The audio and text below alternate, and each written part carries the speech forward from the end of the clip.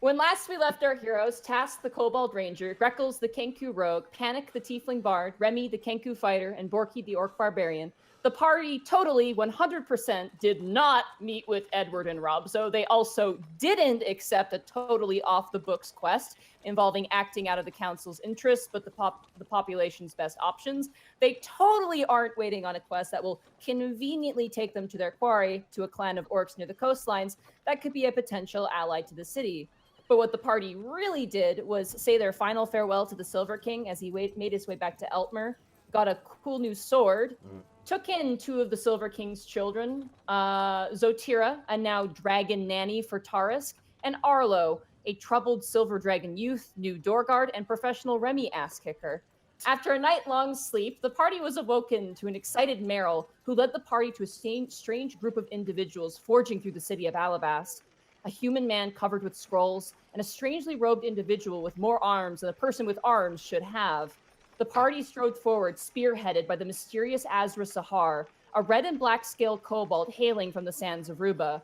On a warpath to meet with Sully, she dismissed any outsiders and scorned tasks before being intercepted by Brooke Bronzefang. Now with an awkward walk to the Middle District, the party slowly makes their way.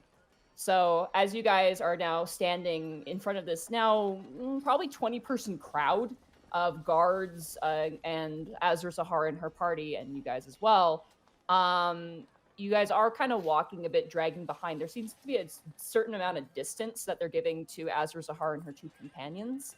As you guys are walking, Panic, as you're walking, you feel a tug behind you on your coat.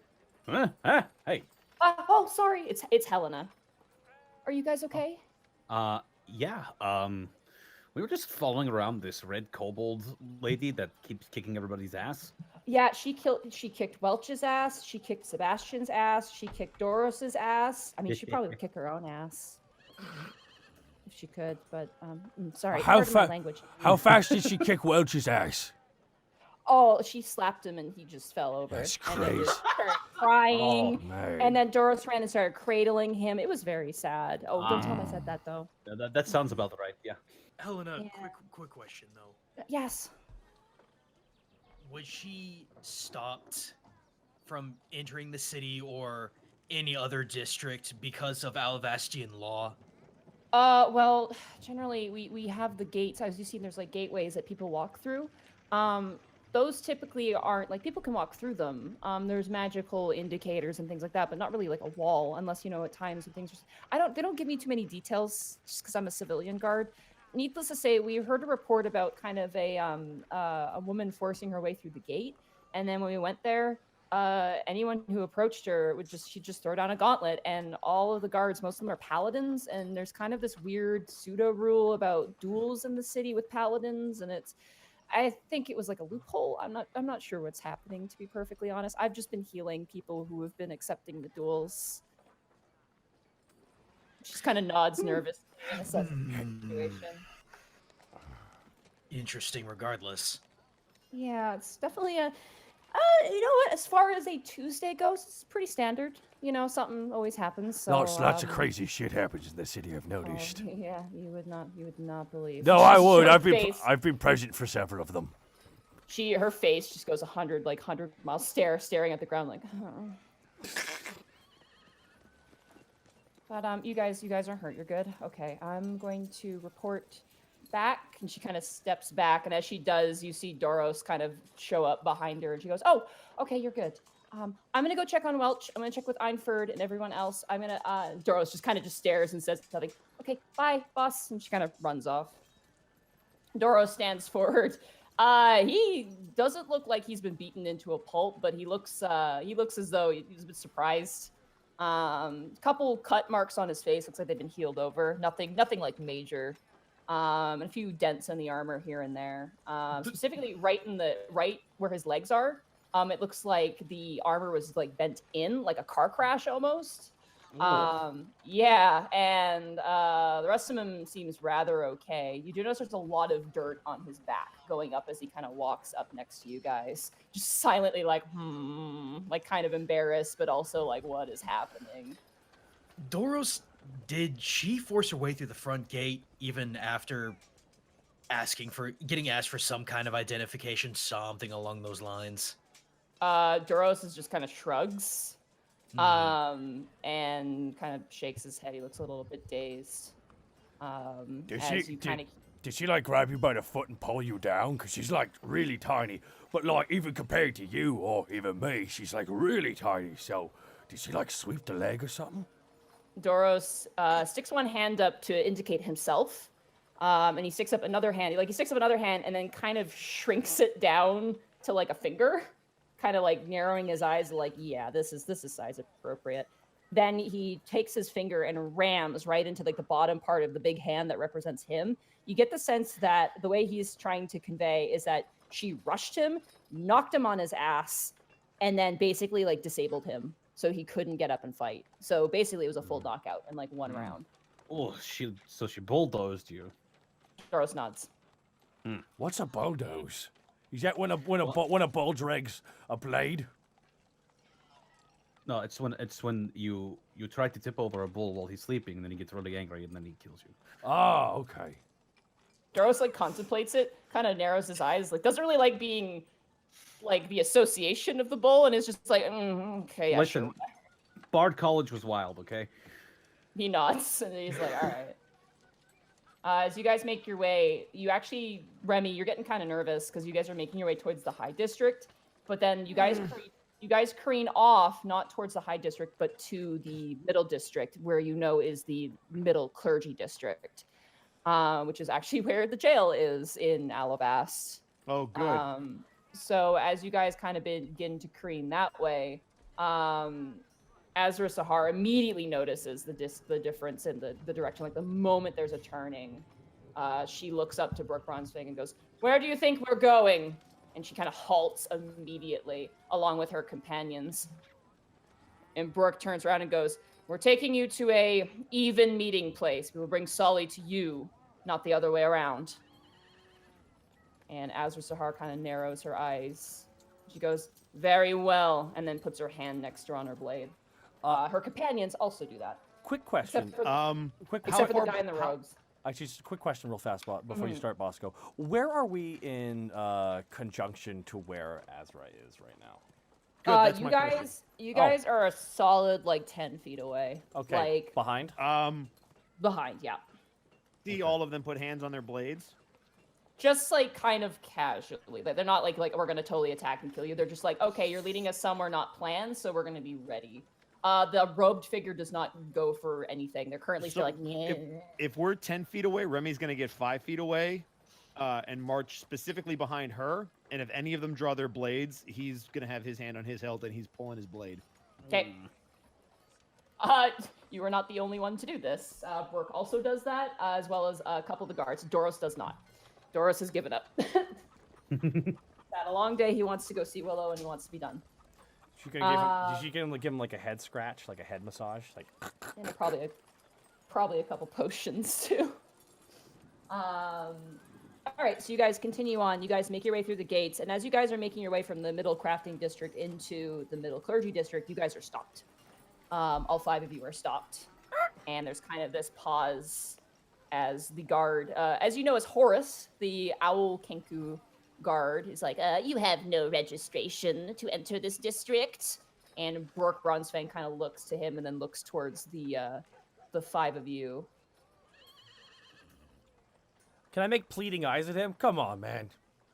Roll a charisma check. Oh, God. I was about to... Damn it. You can say something, too. We'll start with this. I'll start with him first. Okay. A charisma check. Just a regular charisma check? Just a straight charisma check, yeah. That is 14. 14. Not bad. Okay. Okay. Above I half. lost my dice tray, so we're playing dangerous game here. I'm probably going to drop dice. Okay. Brooke kind of looks at you guys.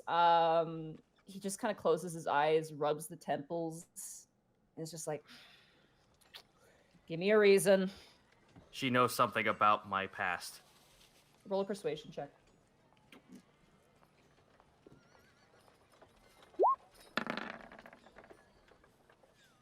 Ooh, that's not bad. A 17. Nice. Okay. Brooke lets out a big sigh, as Brooke does. Remy, you've heard the sigh many a time, the defeatist sigh.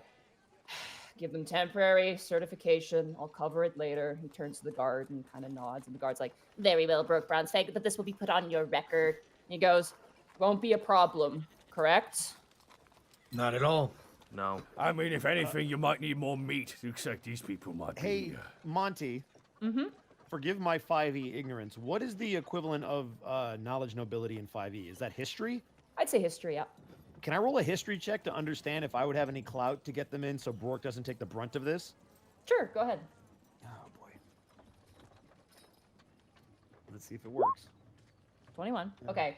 You get the sense your position right now, you are on equal parts to the party at the moment in terms of actual credibility, with a bit more leeway into the nobleman sort of social circle.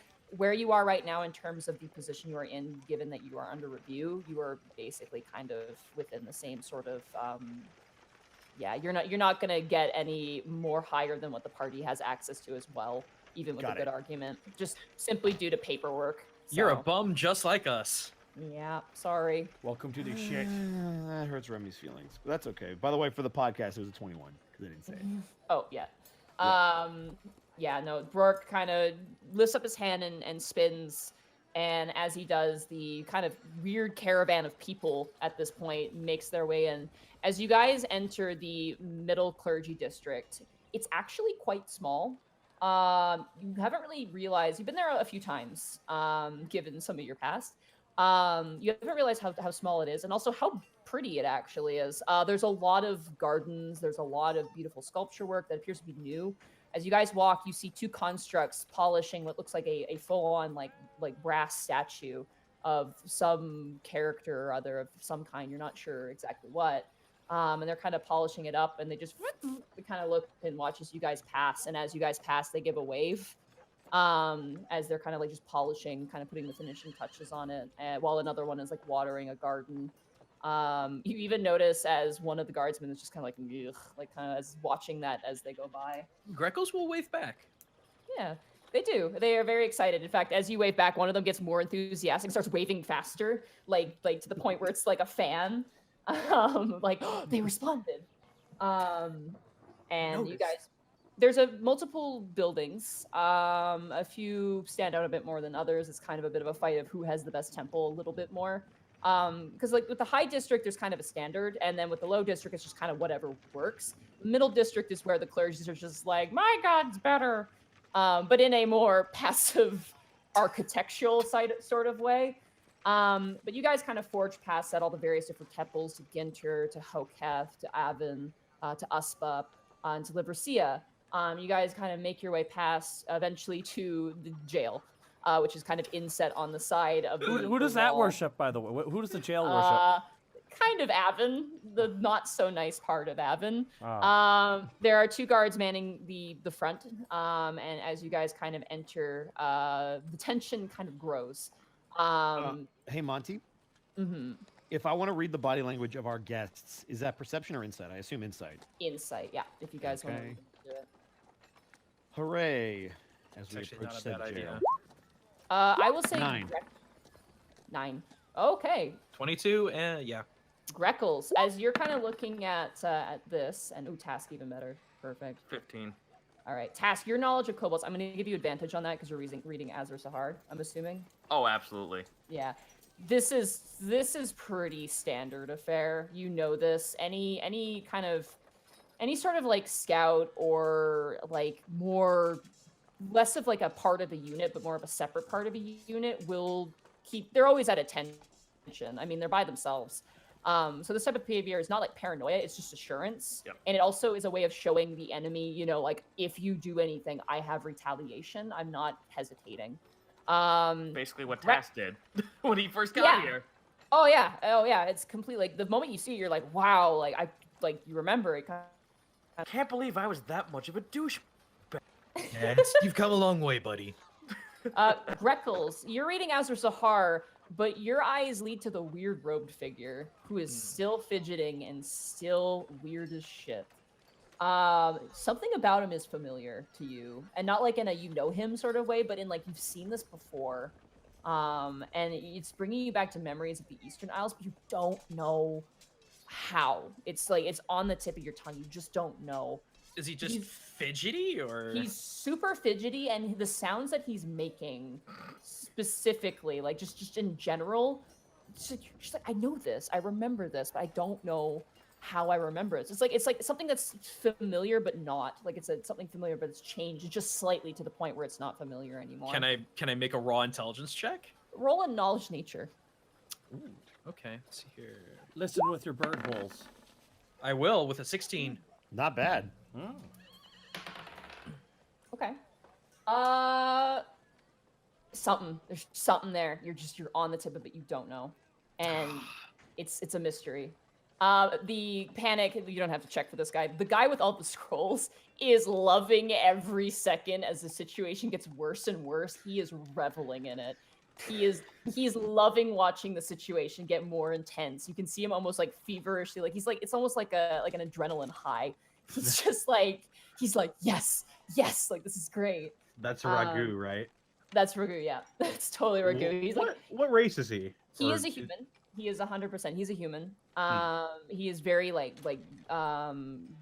like well groomed. Like his clothes are very like well versed in travel, but his face is very well groomed. He's very like you can tell he pays attention to like the money maker, quote unquote, like the face. And you'd say for his age, he is between like the 30s and the 40s potentially, somewhere around there. He's not like young, bright-eyed, adventure, but he's not like he's like middle-aged. Is his skin complexion darker? Yes, quite dark. You can tell he's gotten a lot of sun wherever he's lived. The sound of Ruba is very, very deserty and very, persistent sun. Yeah. As you guys make your way in, you get hit immediately with a smell of the iron, the stonework, the smell of pee, a little bit of urine, as is with any jail cell. You guys make your way in. There currently appears to be some sort of actually it's Kay. Kay is working at the desk, the wizard who Panic you cause a lot of distress for. She's also appears to be quite overworked. She is currently like writing in a ledger. She sees this whole gaggle of people come like storming into kind of the main area of like sort of the jail cells, kind of a more open area with like seating and stuff. You see a guard currently holding what looks like a drow with a box of stolen goods, and like the two of them are just like, the guards like sit still, and they all like both of them in rapid succession turn and look at you guys, and then slowly scoot over to make rooms in the chairs. And Bork kind of takes a look at that and turns to Kay and he goes, "We'll be going into the meeting area. We'll deal with the paperwork afterwards." And she goes, yeah, great. No, that's great. And she like writes out a bunch of stuff. You guys are all led into a surprisingly large chamber. Something of maybe like kind of like a training area. It's a very large stone room with basically a couple chairs in it or nothing. It looks like a place where maybe they teach Avon guards to learn how to be guards, like in more of like the paperwork sense. Like it's almost like an empty classroom style room. And everyone gets loaded in there. The remaining guards who are kind of escorting you guys, of them, Stendon and Doros stay. The rest of them all kind of situate themselves outside the door. You guys are led in and told to stand next to a wall. And Bork opens his mouth to give more instruction, and he just shakes his head. He's like, there's no point in telling you to do anything else. Like, he's kind of given up on that front. As Azra Zahar and her companions are led into the middle. And then immediate silence. No one says anything. Pulls out his guitar. Greckles is still gonna be watching Fidget Man over there to try and just figure out what is up with him. Azra. And she's just like, Azra's like, silence, Huxley. And he's like, of course, I'll be quiet. Task's gaze has never left Azra this entire time. And And I am not making it subtle.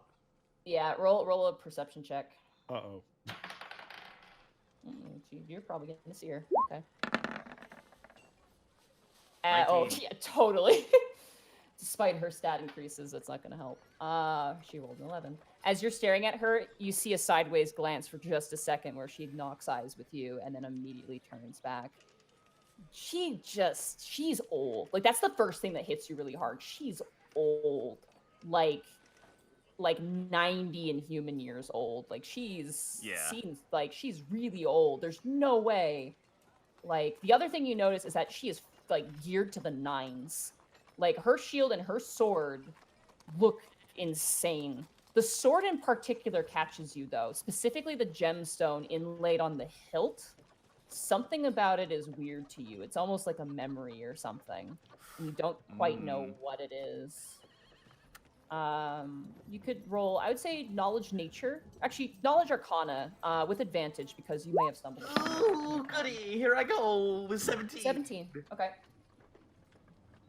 Stones, you've seen stones like that in the Underdark. That is definitely some sort of rare stone from the Underdark. You've seen glowing stones before. They sometimes litter the inside of the Underdark in various different colors. A few of your elders think that they're bad omens. A few others think you're kind of like good magical conduits. Your sister liked them both. Nariel thought that they were kind of a glimpse into the surface, while Ezreali ate them like Of course all the she time. did. Of course she did. As you do. The moment you look at that, you're just like, I've pulled that out of her mouth, I think twice. Spit it Spit out. it out now. Spit. Yeah. But as the silence kind of persisted, it's getting more awkward and more tense. Panic pulls Question. out his guitar and starts playing. Oh God. Question. So we're basically in a giant meeting room, and everybody's just standing. Yep. Just everyone just awkward like the tick of the clock. Yep. And Panic is like, like kind of Remy's gonna step forward. immediately. Brooke's head turns to you. All the guards turn to you. Can we perhaps make some progress, or are we going to stare at each other all day? Progress would be good. I'm here to see Sully, and none of you are Sully in this room. First of all, I'll have you know you're on a foreign land. What you've done could be considered an invasion. If you consider one person an invasion, then your defenses are worse than I thought. Borky whispers. No, but that won't stop them from locking you in a cell. Look, we're trying to help you. A little less attitude would be wonderful. I am not providing attitude. I have a history, and I hold that history to high regard. Brooke, have we made an effort to contact Lady Andrews? Lady who? I didn't actually hear what you said. I'm sorry. Oh, Lady Andrews. Andrews. Sully? Andrews. Oh, Andrews. Sully, Andrus. last name Andrews. Andrus. Sully Andrus. Roll a... What do I want to say you want to... You know what? I'll just roll and see how dumb Brooke is. Oh my God, he doesn't know her last Are name? you fucking serious? He Are you doesn't know her serious last right name? Andrus is not her last name. Sully Andrus is her full name. She has no last name. Sully has no last name. Neither Remy does didn't know Borky. that. Well, great. Brooke looks at you, kind of cocks his head, and mouths, Sully? Like, kind of like... And Remy's gonna go, yes. He goes, oh, okay. And like Azra's watching this exchange, she kind of just rolls her eyes, just like, oh my god. So- And Borky actually says, Borky's just sitting there on the seat, kind of got this nice new sword. Just when you got those two fists on your sword, you're sitting down there. Borky just kind of turns to the other side. So how was your trip over? Was it eventful? Borky just, Ned, the robed individual turns and goes, lots of high winds. It's very cold here. Makes it hard to fly. ha! Borky just, We traveled by Giant Eagle and made our way here post-haste the moment I received my vision from Solar. I knew time was of the essence, and I didn't want to waste anyone's time, like you are now, Brooke Bronzefang. He kind of stiffens, and he's just like, yes, I know of your name. It was thrown around quite a bit. I've picked up on things. Hey, Monty. Mm-hmm. I guess this would be knowledge history. Have I ever heard of crusaders like this that have apparently been spoken to by the gods that act in this manner? Or is this, like, unusual even for, like, a prophet? Roll knowledge religion. Okay. That's always something I'm bad at. Here we go. It's gonna be a 16, though. Not bad. A lot of stories, like historical stories, tend to kind of have that leniency. Just, someone was charged by, an Empyrean, a Kirin, a god, or celestial, or whatever. to do something. Mhm. Usually they tend to be stories, though, with your experiences in Alivast and the world in general, it does happen a lot. But at the same time, how much is that, the person claiming that's true and how much of it is actually true is kind of left up to debate. So And has she given any indication based on obviously I'll roll an insight, but has she seemed very convinced of her convictions? Roll an insight, yeah. Okay. I will say task, roll it as well. Roll it too. I think, because, yeah, you would definitely have this. 22. Okay, and that's 14. 21. Okay, so the two of you, as you're looking, task, this makes a lot more sense to you. You assume by the company she keeps, the titles that she has, she is used to a level of respect that she is not getting here. And she is adapting to it right now. And she seems to be very angry. That's the way she's currently adapting to it. It doesn't, there's definitely a lot of arrogance to it, but I don't want to say it's justified, but it makes sense. Okay, so she feels like she's being disrespected from the moment she. Yeah. She really wants to talk to the manager. Got it. So, in the interest of stalling, because Bork seems to be like he's figuring out where the hell Sully is Task standing next to me? Task, where are you standing? I've been told where to stand. Like, stand against the wall. So I guess I'm staying there. But again, Yep. eyes never left Azra. Never. Okay. I don't give a shit if she looks away and she looks back. He will remain staring at her. Okay. So noticing that you're focused on her, I guess Remy will try to provide conversation. You seem to have caught us at a bit of a disadvantage. If you may, I would humbly request that we hear your story, your vision that you say brought you here and seemingly has brought you to Sully. What night was it, Ragu? And he's like, he kind of goes rolling through a bunch of scrolls.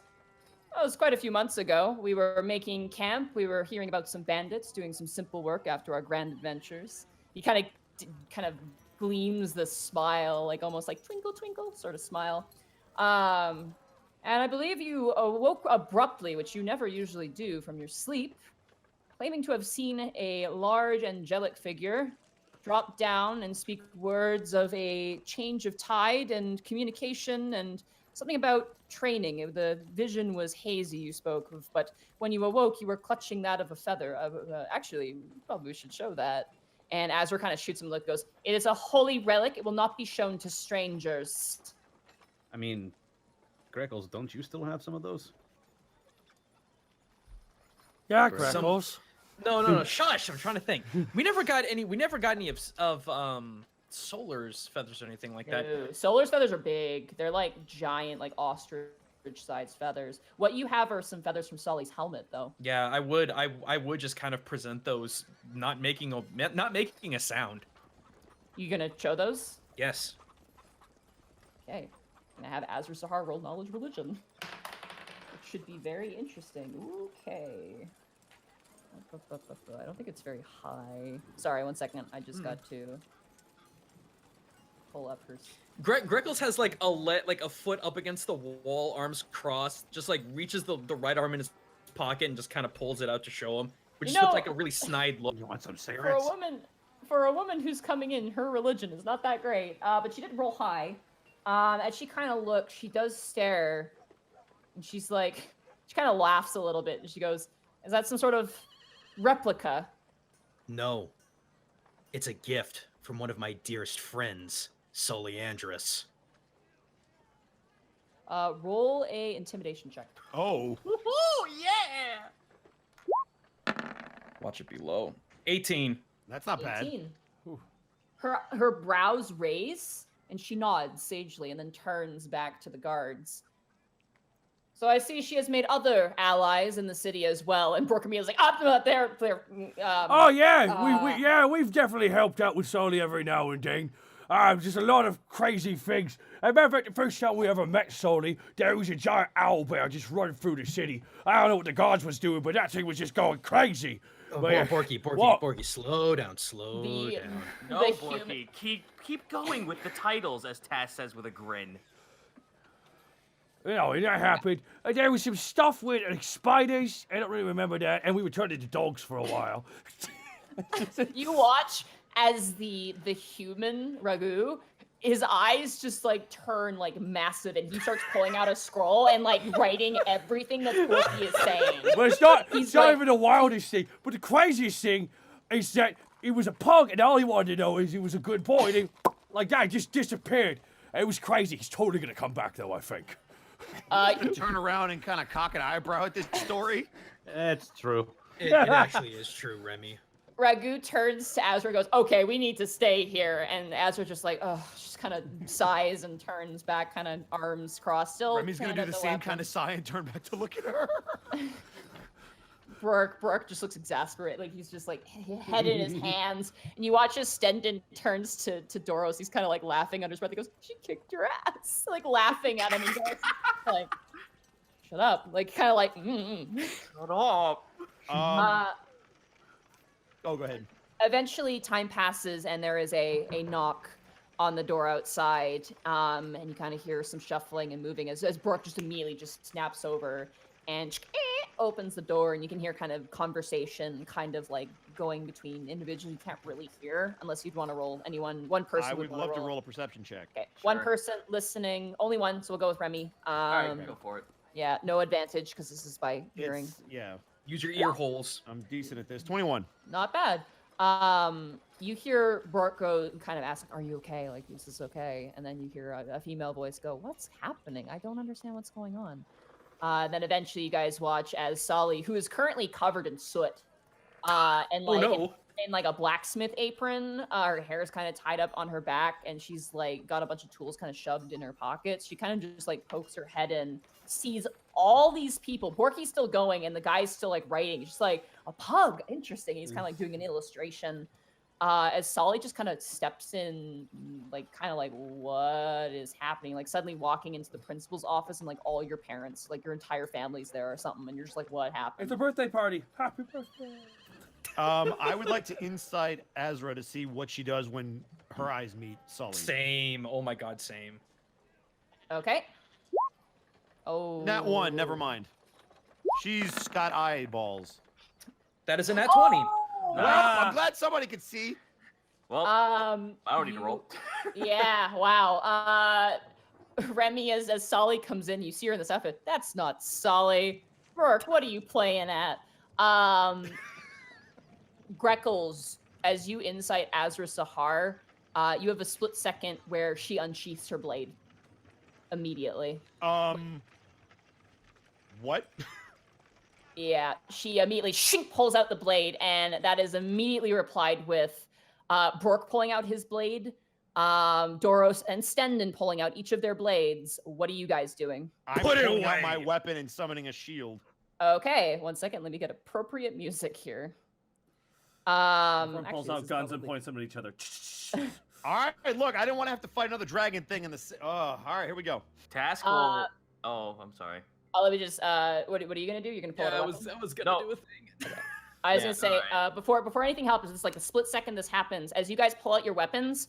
The scribe who's been writing what Borky says drops the scroll in the inkwell, and clutches at his holy symbol, and you see his hands kind of glow, and you watch as the strange figure who's been like chittering and skittering, his form warps almost instantly, and you see now coiled around Azra and the scribe a large centipede currently. Oh. That's fucking gross. And it's like- No thanks. Panic is going to stop playing. Just for the record, Greckles never pulled out his weapons. He's still kind of leaning against the wall with a foot up, just watching this. Now, Sully, friends. Sully jolts is just like, what is happening? Now, friends. Let's not be hasty. The centipede kind of coils and chitters, all the different legs kind of curling in and outwards, kind of spitting this almost like acidic venom in a way. Yeah, Screaming worm. appropriate. Oh my god, Huskies and Mukade aren't they? About Hey, Monty. Mm-hmm. Azra's still just standing there, right? She's got her blade out. She's standing there, yeah. Okay, does she look like she's in a defensive stance or an aggressive stance? As you guys all pull out your weapons, you watch as she takes the blade. Task, what are you doing? Well, I wasn't gonna pull out a weapon. Task was just gonna stand up and remain. He's pretty much remaining the same stance. He's not pulling out a weapon. He's just looking at her. He was gonna ask her before the centipede showed up, but now I'm pretty much gonna shut up and let this go. Okay. You watch as slowly she tilts the blade part down, clasps her other hand on the hilt, and immediately drops to a knee on the ground in front of Sully. Yeah, I have a feeling. Reflex, sorry. Brork and Stendon and Doros go to sheath their blade. Brork is actually, I'm gonna roll for Brork. Yeah, Brork was so nervous. You watch as when he goes to sheath his blade, he actually catches his hand and kind of cuts his hand a bit. It's like, oh. Ooh, Borky, well done. Borky puts Greckles back into his bag. He actually pulled it out like a grenade. Remy will shield his sword and put his shield Take away. a soda. As you put Gripples away. One day. I'll have you remind him, Remy's gonna put his weapons away. Okay, yeah, you guys, shing shing. The only person who doesn't put a weapon away is Azra, who remains kind of seated there. I'm gonna get rid of the spooky, scary music because we're good now. Yep. You guys watch as Azra Sahar points the blade down, and she immediately goes, "My name is Azra Sahar. I've been sent by the guidance of your father, Solar, to assist you in whatever way you see fit. I am yours to command, and yours to use for any divine purpose." And she looks up to Sully, and Sully is just kind of like stunned. She's still confused. She kind of understands at the moment Solar is mentioned, though. She's kind of like, oh. And you notice, I'm gonna say Greckles and Borky. Actually, I want you guys to roll perception checks. Oh, okay. That's a 13. That's a 13. Let's see how stealthy he is. No, not stealthy at all. I've rolled like so many threes today. Keep it up. No, I'm getting a different dice. Nope. Nope. Veto. Borky and Greckles, as you guys are looking at Sully, you notice her shadow sheath the dagger. Nice. Oh, okay. Wow. Yeah. Nice. And Sully kind of stares, and Azra Sahar kind of rises to her feet and then resheaths her blade, and she goes, "What would you command me to do?" And Sully, there's a moment of pause, and Sully turns to you, Task, and points to Azra. She's not being subtle at all. She points to Azra and mouths the words, "Do you know her?" And she kind of does she's like ears. She's like a kobold. She's kind of do all kobolds know each other? charading. You just guys. She's trying so hard. Can I mouth to her? I want to try and mouth to her. That's what I want to know. Sully sees that, and Azra sees that, and immediately just kind of looks to you, and then looks to Sully, a little bit confused. And Sully kind of nods, like, "Oh, okay." And she goes, you are not the first one to come to me with guidance by my father. To be quite honest, I'm not quite sure what's happening. But wait, can you teach me how to fight?" And Azra's taken aback, like, "What?" And she's like, Sully looks to her and goes, "Can you teach me how to fight?" And Azra kind of looks confused and goes, Don't you know how to fight? You're the child of... What do you mean you don't know how to fight? More of a healer, really. Sully nods. He goes, "Yeah, exactly what he said. I was taught to heal. I wasn't taught to fight that well. At least not to win. I was taught to defend myself, but nothing more. Can you teach me how to fight?" And Azra is kind of like, yes, yes, of course. I can teach you how to fight. We will begin immediately. Take off those things. We'll start." And Azra immediately leaves, and Brooke is just like, "What?" Looks at Sully. As Azra starts to go. What do you want to say? Greckles wants to step forward, kicking off the wall. So I think you can find a better teacher than that. Hold on, do we roll initiative now or later? You do realize that she beat a whole bunch of paladins on their way here in a row. Right, boy, you guys have no faith in what I'm trying to do. Right when he says that, we just cut to Greckles being thrown out a 15th story window of our tower. Sucks, he can't fly. Oh, come on, that's a low blow for a Kenku. Why? Azra freezes and turns to you, Greckles. And she goes, "Mind your place." And Sully turns to Azra and goes, "Hey, he's my friend. I want to hear what he has to say." And that's the thing, Miss Safar. You need to know your place. You walk in here. How much sovereignty have you violated of my home, of Alivast, and of Sully's home? There is not an ounce of humility or humbleness in your heart. And there is not a soldier or warrior that I know who is worth their salt who doesn't have at least a shred of humility. Azra is quiet. She looks at you like she's contemplating this, not to any extreme strain to herself. She seems to acknowledge what you said. And Sully turns and goes, yes, before training, I would ask that you politely apologize to whoever you hurt on your way here, because they, she looks to Bork, and Bork's just like, I don't know what's happening anymore. And Sully goes, because that was bad. Don't do that. And she boops the snoot. Bad. Bad kobold. Whack. Whack. Azra's kind of like, oh, great. Very well. And she kind of slowly makes her way out. Bork kind of turns to guards. I'll give her free access to the districts. We'll figure this out. The rest of you, go about your business. Go home. And the two of you, and he points to the giant centipede still there, like kind of still clicking its mandibles. And the guy who's once again picked up that scroll and is now drawing again. You have access to the lower district. Stay out of trouble. Oh, God's above. Heaven help me. I'm rolling. I don't. Even if this isn't equated to that, I'm gonna roll a stealth check and chase after Azra. Okay, absolutely. Oh, can I help with a diversion? 22. No, 22. I think he's good, but we'll see. This dice too. Forget I it. am 3 feet tall. I think I got this. No, Yeah. I was gonna do a thing with Ragu and Huskly. So Well, they're still there. So as you kind of trail Azra Sahar task, she actually begins, like, Sully actually kind of is keeping pace with her, and they're kind of actually discussing the nature of what Solar's trying to do. To keep this pretty streamlined, Azra believes that there is a higher destiny in play for every single one of these warriors, that they're going to be champions and they're going to be some sort of influential thing. Sully thinks that she needs to be prepared for something. It's kind of vague.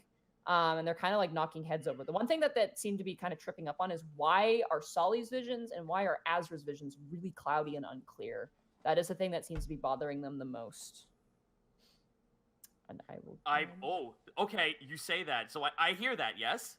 Yeah, it's more like just idle conversation. It's not really like any sort of, like, they're saying it out loud. They're just kind of like, yeah, this is kind of the way it is. Brooke is also there, kind of overseeing. I'm gonna see if he notices you.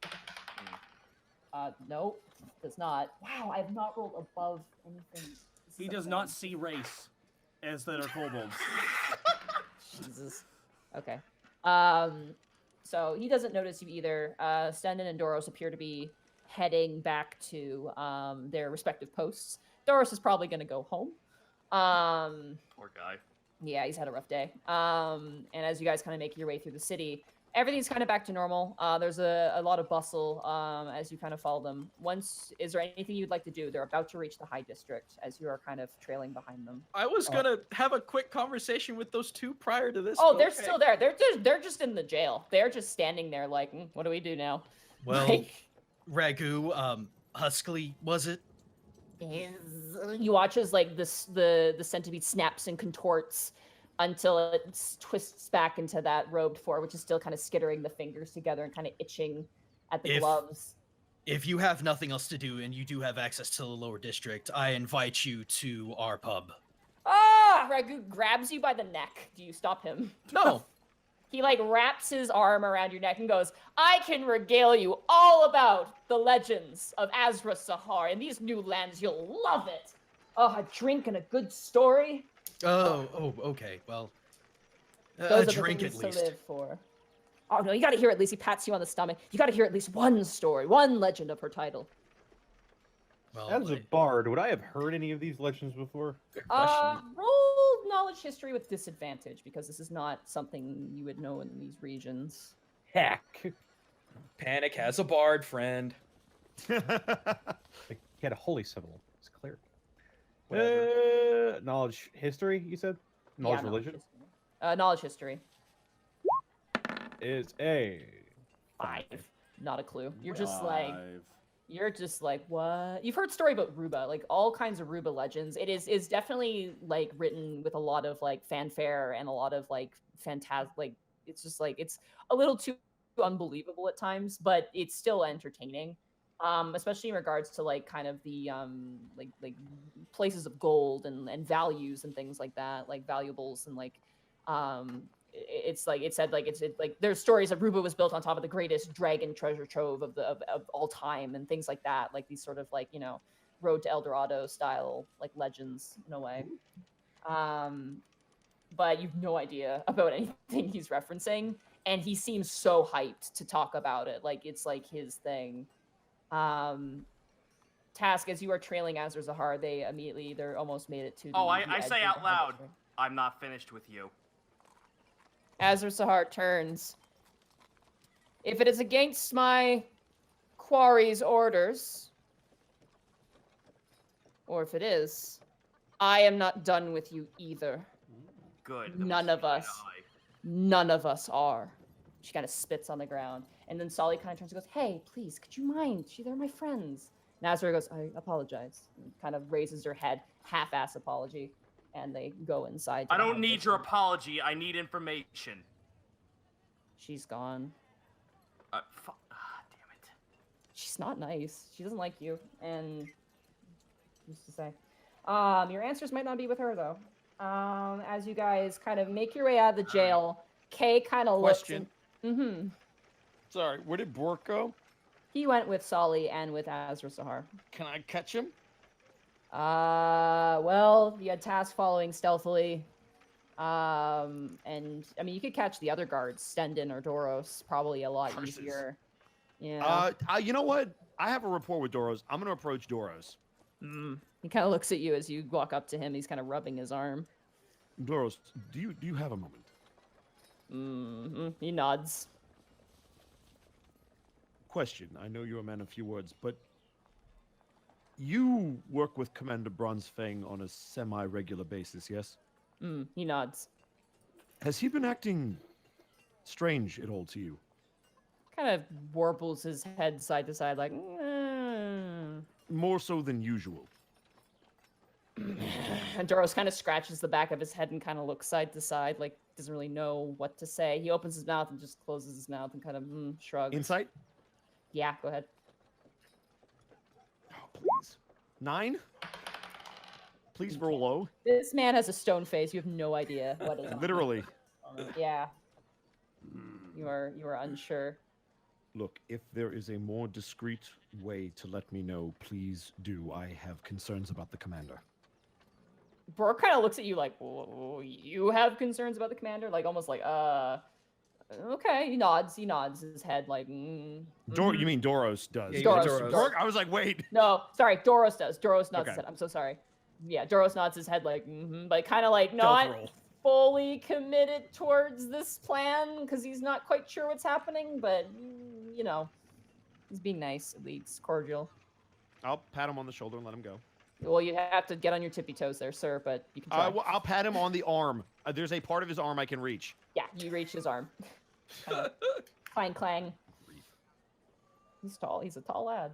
All right. So the rest of you guys, I'm assuming, kind of reconvene together. Yep. Probably go to the tavern, I'm assuming. I was gonna see if Ragu and Huskly were gonna follow. Oh, God, yeah. The moment you mention tavern, the moment you mention any sort of place of, like drink and just, you know, revelry, they're just like... Huxley, not so much. Ragu, 100%. Huxley is just, like, he seems to be just kind of along for the ride. You're not really sure. He doesn't seem to move with a lot of purpose. He just kind of is there, nervously. And it's like everything that's happening. he's Huxley, like, what's wrong? You're safe. There's so many lights here, so many eyes. Well, don't worry about it because our tavern is rather dark. Oh, good, excellent. Is there something I can do to help you take the edge off? I don't know. Where's... Are you hungry or? I'm sorry not to cut in here, Greckles. Oh, hi, Borky the Orc. What are you? He kind of like just skitters and hides behind Ragu. And Ragu just starts laughing and he goes, "Oh yeah, this one. He's I think that's a story to be told later on if the drinks are to our satisfaction." He gives you guys a wink. Well, if it's anything that I'm thinking of, I mean, our chef is a halfling with a fish head. He immediately pulls out a new scroll and starts like writing. He's like, "I'm gonna have to pick up more scrolls while I'm here. This is gonna be great." Oh, just wait. As you guys make your way to your tavern. I guess Task is last since he. Yeah, you got- question, are we allowed to talk on the way to the tavern? Sure, if you want to. Since Task was lagging behind, I'm gonna kind of wait for him and walk back to the tavern with him if he is in a talking mood. Yeah, I'm gonna make it so all you guys are together, not to. Yeah, that's fine. Yeah. Yeah. You guys are all in the group together, and Ragu is just laughing. He's like drawing a woman who's buying a vase, and just kind of like, look at that color. Like he's totally like a tourist taking photos, but like drawing them. At this point, Greckles would just be trying to entertain the both of them positively. Okay. Task, do you have a moment? Task is blankly muttering to himself curses in Draconic about how much he has one chance to get some insight about something he came to this town for in any sort of capacity, and it just walks away and it's hidden behind a veil of laws, and Task just looks like the kid who got fucking punched in the face and was punished for it, and he's muttering to himself about justice. But then, like, what do you do? Like, he's not looking at you just yet. Got it. I apologize. My draconic is a tad rusty. Task snaps out of it. Oh, what? Well, that was an interesting interaction the two of you had, and yet you seem to not know her at all, yet she knows you quite well. She knows my leader. My former leader. And that is a gripe she has with you. I don't know much about my leader. I only know that my sister hated his guts, but we all followed him regardless. What she said struck a About chord. you being a deserter of some kind. No, not me. Our leader itself. Most of the folks in Oath Iron had a very vicious practice from my clan. It's no secret that we've gone out and raiding parties, stolen eggs from other red scales or any other scales just to indoctrinate them into the clan. So she is displeased with the means of your leader and takes it out on his subjects. It seems that way, yes. I see. I suppose I can understand her frustrations. Though I'm more curious about where she came from. You wouldn't happen to know anything about her, or where she might have been prior to this. But I do! You hear Ragu say as he lifts up an arm. I can tell you all the tales of Azrastahar. How about if I ask you about a particular question rather than you regaling tales of a war hero I am not interested in? How much is a drink in these lands? It's Depends on on me for a good story. You're paying. Very well, what do you wish to know? Do you wish to hear the tale of the Sunmaw, the breaker of the black chains, the awe-inspiring sight of the blocker of the thousand What does she Arabs? know about the dwellers? The dwellers. The dwellers of Iron Oath. What does she know? She knows that they are cowards who ran. She speaks very little of them, but very loud in the mind. What little did she speak of? That they took her children from her and ran. Task is And just saying, they're just like, oh no. Oh, And hang left- on. I need to make a note of this. So they specifically took her children? Oh yeah, all of them. You get the sense. As Ragu explains, from what I hear in the darkest time of the red skill kobolds of Ruba, and he's kind of like telling this tale in the center of the town. At the darkest hour, when the black chains were ruling most of Ruba under the guise of the corrupt sultan, they were sending to each reaches of the land. First, they went for the elves. Next, the three Kreen. And then, on the edges of the ocean, they went for the red scale kobolds. What were they Your exactly? raid. What were they The exactly? red, the red scales? No, the black chains. Oh, they were humans and elves, evil men. Oh. They had a nasty streak to them. They drooled or were greedy over the riches of Ruba that lied beneath the sand, as many are, many travelers and many others. dwarves in particular, but they don't like our hot weather. As you guys are standing there, as a dwarf kind of walks by, he goes, yeah, you got that right, and he kind of keeps walking. So you guys are kind of having this story in public. He's kind of garnered like a couple of people listening to. It was there that the kobolds had their last stand. Most would die before succumbing to the chains, and many did. But it was the last clan, the Southern clan. Those were the kobolds you would be afraid of. Every last one of them, from child to adult, would fight with every last breath. They were wise, had tacticianers and traps, and their technologies, now lost to time, was incredible. Your species, your race, and he points to you, has a knack for these things. Beyond what I believe even dwarves and elves could have. But every time it comes, it dies. It's almost like a phoenix of technology. It's awe-inspiring.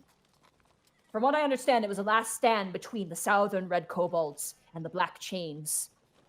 Now, the Black Chains had the firepower and the numbers, but your kind had the perseverance, the hard-headedness to survive.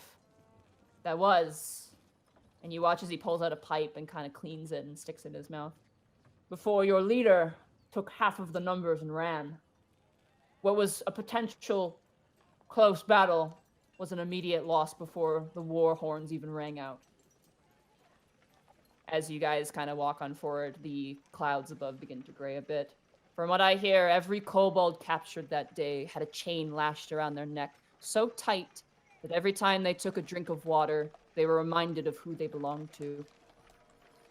They went into the deepest part of the mines because of their vision, and their toxic gas and monsters ripped them asunder.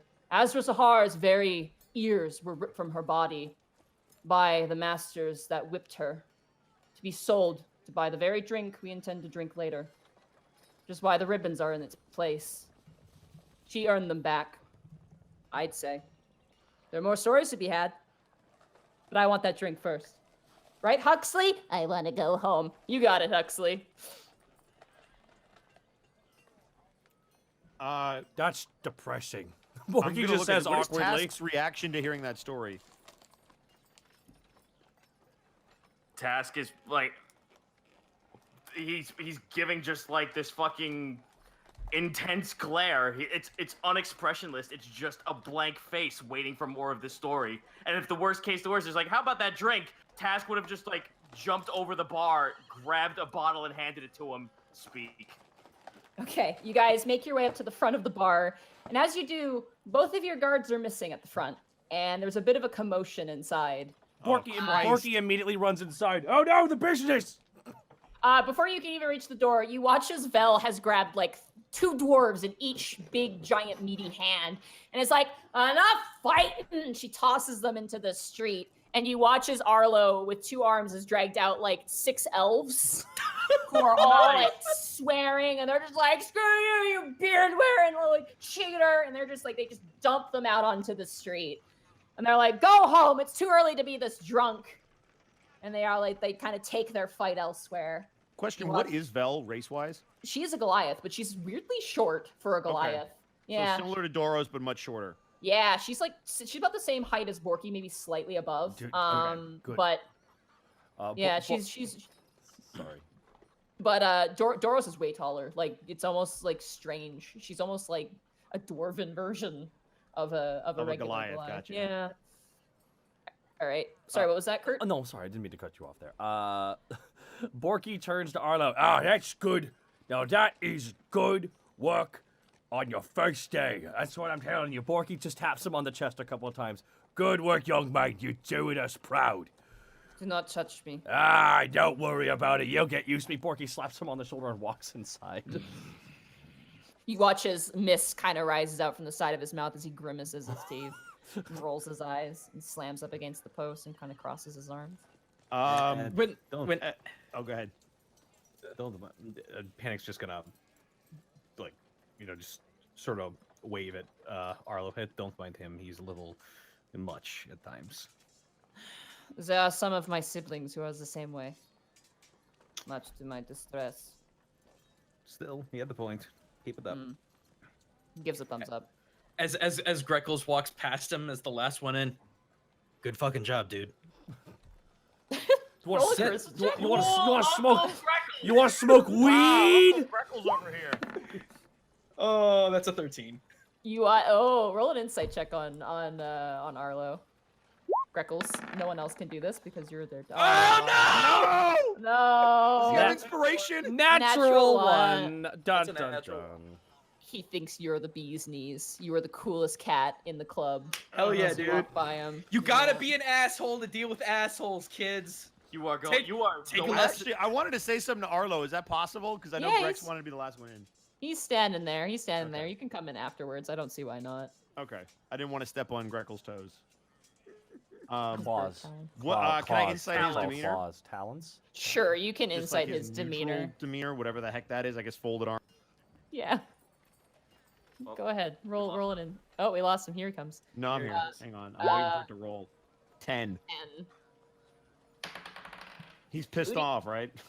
Just teenager. There's like Teenagers, no other right? yeah, no other way to describe it. Teenager. All right. I'm gonna walk up. Time to be good cop, bad cop. He sighs the moment you step up to him, just like, oh my god. Well, I must say that was well done, boy. Look, can you not be calling me boy? Yes, I would be more than happy to call you by your actual name as soon as you begin to show me some respect, along with Well, everyone else for that matter. We've been in the times that we've met each other. You've called me boy. I kicked your ass, and now we're talking again. So I don't know in what moment I could show respect besides like shaking your hand, but I didn't want to do that because my father was right there, and he'd make it all embarrassing. So just leave me alone. You want me to be cool? Just leave me alone. The youth is wasted on the young. All right, Arlo. And then he'll walk back inside. Besides, I don't even know your name. He says under his breath. Do I hear it? Roll a perception check. All right. Also, he does. I said it to him. Doesn't remember it. No, he doesn't remember. I just remember his name. Bird person. 18. I hear that shit. Let me roll a stealth check for him. A stealth check? Yeah. Oh, okay. Nope. I keep rolling. That was a 1. You Thank totally you. heard it. Yeah. I thought it was an 11 at first, but nope. No dreams for me. You hear it. Very, very called out, so everyone is gonna hear it. Lord Remus Corbeau, Arlo. Oh, hi, Remy. God, you're just like my father. And he just kind of shakes his head. Remy's gonna smirk at that. Okay. You guys head on in. The place is quite occupied, actually, as the sun is kind of making its way down the day, progressing as it has. There is currently a set of 3 dwarves dancing at your guys' stage with the green kobold currently playing like a full-on like fiddle song while the dwarves are completely dancing. It's actually a very impressive act. It's very cool. There are drinks being served, different tables with rowdy customers kind of doing it. Also, quite a few gnolls. It appears that your guys' words has kind of gotten around the town. And it appears that Zerth has sent a few gnolls to come check out the place, and they seem to be dear. kind of sitting No. down and yeah. One of them's just eating like a lamb leg. It's just got a whole leg, and it's just tearing into it. And like you just hear him say, "This is lovely seasoning," and they're just kind of like ripping into it. Ties the back. Oh, thank you. A single tear on down. Task, you see Zotira in the corner with appears to be like a picture book with Tarisk, and you hear her speaking in like Draconic to him. It's just like, this is where we eat. You see that they have the fork? They use that to eat. She flips the next page. She goes, this is a spoon. Like she's just teaching him like That's adorable. like this is a spoon. This is also used to eat. Task I will don't. sneak up on her and actually say in Draconic, is you feel that this is actually a level of knowledge he can pertain? Yes, he is like a child, not like an animal. I do apologize. I don't know True Dragon's age restrictions. If so, then I pat him on the head. I will treat Tarsk with a lot more respect.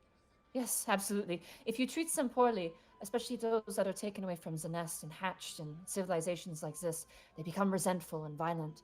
So it is best to give them a positive introduction to all this. And she kind of points to the tavern like, wow. As there's kind of like this whole shebang, and you watch as like the dwarves are kind of doing like a full-on like sort of like river dance style, like kick-out dance. Tarask, his head's kind of on like kind of to the beat, like almost like he wants to like dance too. That's awesome. The damn hell of a party happening here. Oh, Yeah. I think it's You time. watch as Ragu. Oh, Yeah, sorry. I was go ahead. just like, Ragu, come get a drink here. Meet Helga, the bartender. You walk over. Ragu kind of sits, kind of opening up his hand, waiting for that drink.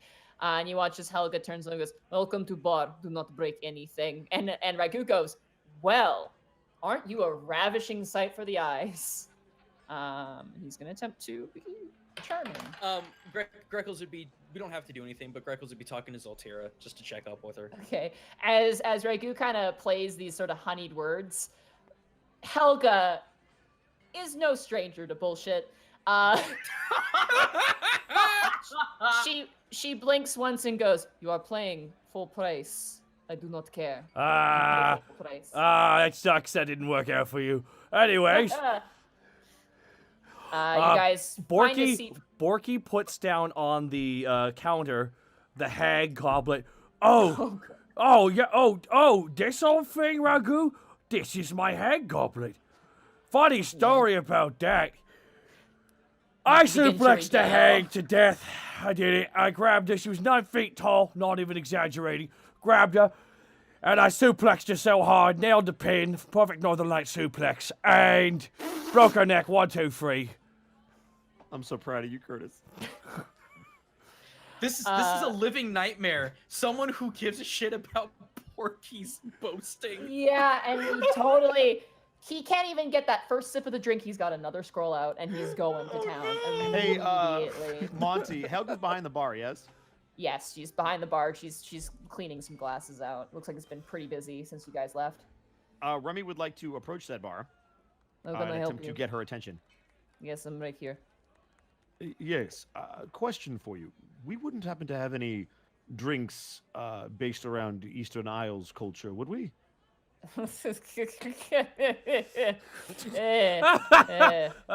You'll forgive me, I'm not familiar with the stock that the owners keep here. Yeah, well, no, we do not. If you would like that, you go to an Eastern Isles place, but they don't usually sell alcohol after these hours. So good luck. Interesting. But if you'd like actual alcohol, we have a very assortment amounts of wine and ale. Greckles sneezes off screen. Something sophisticated, I suppose. Right. Didn't we cut a deal with that winery we saved? Yeah, she looks at you. She looks you dead in the eye, and like it's like the lines connect, and she goes, "I got just the thing," and she just turns around and disappears. Panic off screen. If he's getting the good stuff, make him pay full With price. all due respect, Helga, you're intimidating as it is, but that look is terrifying. No, you're going to drink. She walks out with a wine glass full. He's like, "They are going to drink all of this. You are not going to waste a drop. Do you want Wait, to do it?" No, look at me. Look at me. Yes. You and I. I am the Capitan now. She grabs you. Goes, Look at me. "You and I are in a den of idiots. Do you understand me? No, I'm well aware, believe me. You need this. The craziest thing is I suplexed another guy through a glass window. Please, drink the whole thing. Suffer with me." Helga, I am begging you to split it with me. Oh, she like does the thing where she like reaches out and then clasps your face. Go. Like what's it's- the beak? I like you. You will last a long time here. I certainly hope so. She pats you on the cheek and she kind of tries to smooth out the feathers. And she kind of lets you to sit, and then she takes another wine glass and halves it, and then slides you on and just downs the whole wine glass for her. It's like a shot. Impressive. Mm. You'll forgive me with my stature. If I did that, I would not walk out of here. No, it is fine. You have weak bones. It is fine. You have many other It's not so things. much. Hollow bones. It's more my constitution after multiple of these. I don't Yes. want a repeat of the ball, if at all possible. Excellent. Also, speaking of which, tell Bird did good job, but don't let it get to his head. Wait, good job with the. Oh, right, Greckles. What? Good job. Love you, Helga. Dude, ugh, no. Maybe return the thing, though. Helga, he really needs to return that. Yeah, he should absolutely return Bull. If we have evidence here, I will get in trouble, and I will not be getting in trouble. No, I absolutely... Oh, this is delicious. Where is this from? It's actually made here in Alivast, up in the That winery. is She not starts, possible. Why have I never sampled this? she's relaying all the information about the wine and how it's made. Greckles, you approach Satira, and she's like kind of finished the book, and she goes, "It's the end." And as she ends the book, like Taurus has kind of this crisis, and she's like, starts clawing at the book, and she goes, "Okay, we'll do it again." She goes, "This is a plate." Like she's going through the book again. Got your hands full, Zoltera. Oh yes, it's wonderful. It's very, very nice to see you. I don't think I remember your name. We only talked the one time, so. Oh no, it's fine. It's Greckles actually. It's excellent. Assuming she put the hat on you. Yeah. This is quite a great place. I don't know how good it is for raising a dragon, but this is good. I'm also potentially going to be putting an application in here to be hired as a server. There are rumors that your one server, Alice, and she points to Alice, who's currently like just dumping like 50 drinks on this table of gnolls. The moment she drops those drinks, the gnolls are like, "Bah!" Like they're all like super hype. And she's just like, Jesus Christ, what is happening? And Zotira turns back like, of course, the focus of me being here is to obviously nanny and teach. Well, that's fair enough. Have you been adjusting well?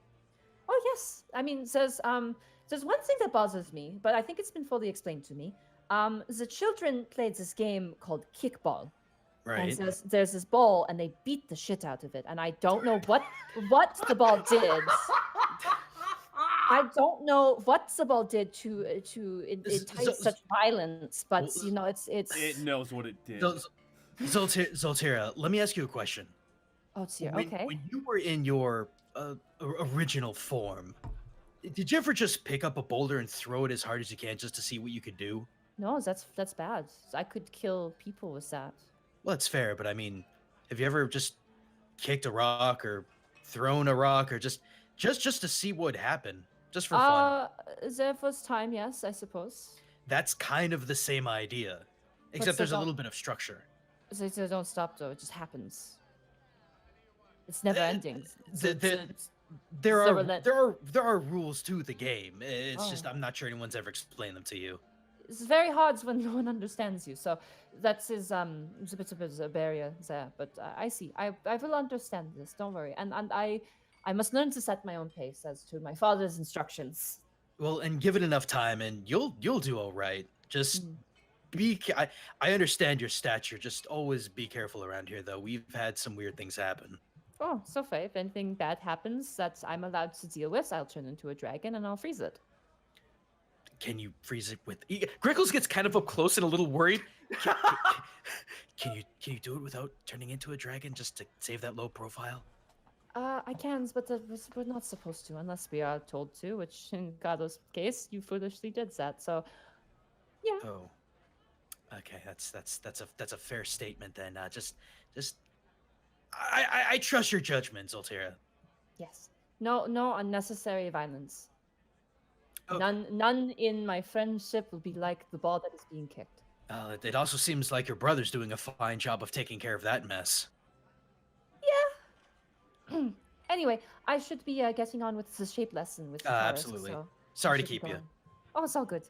Good night. And she kind of picks up Taurus like and kind of like waddles off like she's hearing.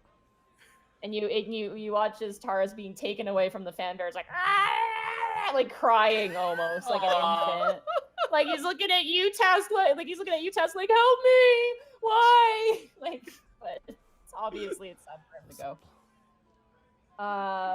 Assuming now all of you have kind of gone about your business, Ragu and Huxley sit at a seat and kind of like kick up their feet and start drinking. I take a seat right next to Ragu. Okay, you slide on in like a cafeteria seat, which is weird because these are round tables. The rest of you guys, I'm assuming. I'm gonna hang out with Huxley because I actually know what the hell he is. Okay, you sit down next to Huxley, and the moment you sit down to him, he recoils from your presence. Not in like a mean way, but in just like, like he's just like. Huxley, it's fine. I get that all the time. Remy was actually, once he was done drinking with Helga, he was going to take his glass and pour out a little bit into a second glass, and then he was going to go find Greckles. Okay, Greckles is currently taking a seat next to the weirdos. Got it. Thanks. You will see Remy walk up with a wine glass. Oh, what's the special occasion there? I just thought you could use a drink. And then he's going to look like he wants to toast them. Oh, okay. I guess that's fine. A little kampai never hurt. Kampai. And you hear him say it with like a very thick accent, but you've never heard him speak that language before. Whoa. And he taps the glass. Greckles will get in that tapping. You will never hear me say this out loud again, but I could just see Greckles in the back of his head. Nissan. Panic, what are you doing as you've kind of been mulling about? Panic's gonna get up on stage and do a set. While the performance is happening? Well, what performance is happening? The fiddle playing kobold. That's a very panic. Like the performance. If it's not me, there is no performance. Oh, it's great to have some goddamn music in this place, finally. Panic, these are people from the musical menagerie. No, They're Panic your will probably friends. just sit at the bar and. Okay. There will be a gap if you do want to do that, absolutely. Yeah, he'll just get liquored up for the next set. Oh God. Oh, great. The rest of you guys sit down with Huxley and Ragu, and they kind of just sit there. And like Ragu sits up, it's like, all right, what story do you want to hear of now? I'm curious if you have any tales of cultists. Cultists in Ruba?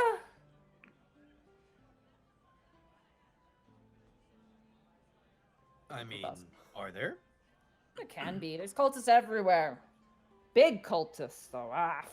Not How really. about specifically ones to maybe, I don't know, say the north? Maybe they worship a red dragon as opposed to another color. Dragons. We got lots of blue dragons in Task Ruba. just like stiffens the fuck up when he says.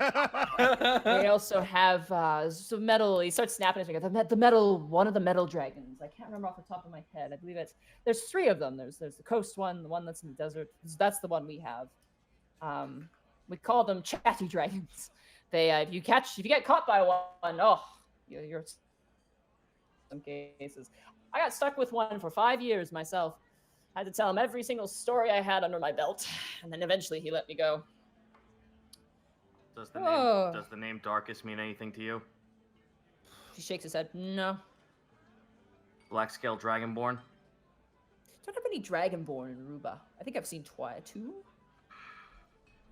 Alright, then riddle me this then. I know I'm going back to information that you scarcely have, but this deserter of the Red Scales, did he have any obsession with the dark arts or black magic? You watch as Ragu kind of scratches his head. You get the sense that he knows this knowledge secondhand from Azra. So, for what details Azra would have provided him, there may have been a lot of things not told, obviously.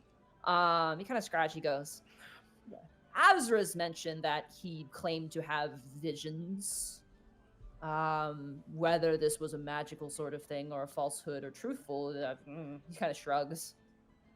There was something that Azra said about his paranoia, though, a fear of something. He was not as strong as the other kobolds, is what I heard, and so that can do something to a man. As he takes a sip, that's good. I don't answer questions, though, to be fair, my friend. I tell stories, so if you would like to select a story which I can tell from the great titles of Azra Sahar, I'd be glad to regale you. Very well. Give me her most prized title and the story behind that. Oh, most prized title.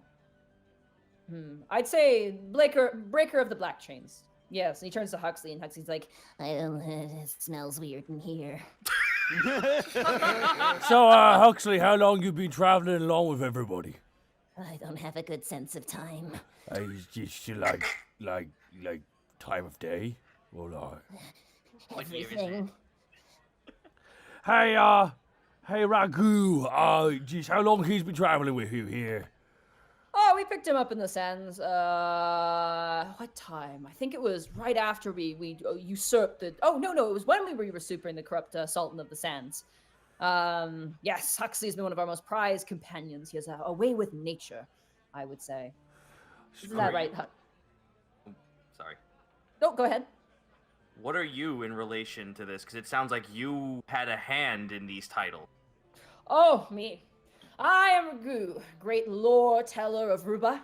I was once the almost enslaved servant to the corrupt sultan himself for a long time. I escaped and was captured by the dragon, and I was one of Azra Zahar's most loyal and dedicated assistants.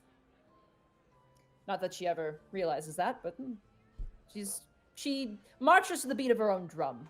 She started her own resistance then. Oh, yes. Let me tell you the tale of the breaker of the black chains of Ruba. This is a good tale. As you know, as I told you before, the red scale kobolds of the south were taken over by the black chains, taken in as slaves. More than a handful were taken in. It was dark times for all of them. While most of the races worked the surface digging for gold, the kobolds were sent to the bowels of the earth where the dangers and fire lay. Most, if not all, died within the first few months. Fumes from various different mineral deposits was enough to, peel the skin from any human, much less the scale of a red scale kobold. But it was Azra Sahar, a kobold with no ears, who traveled and traversed into the deepest parts.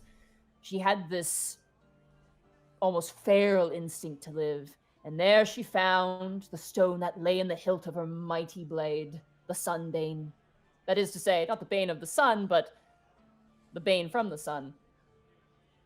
She found that stone, and using it, she was able to break the chains, free the slaves, and lead a revolt against the black chains. Of course, they were a poison in the land. They weren't in just one localized space. So then began the systematic overthrowing of such people. It was amazing. He takes a sip.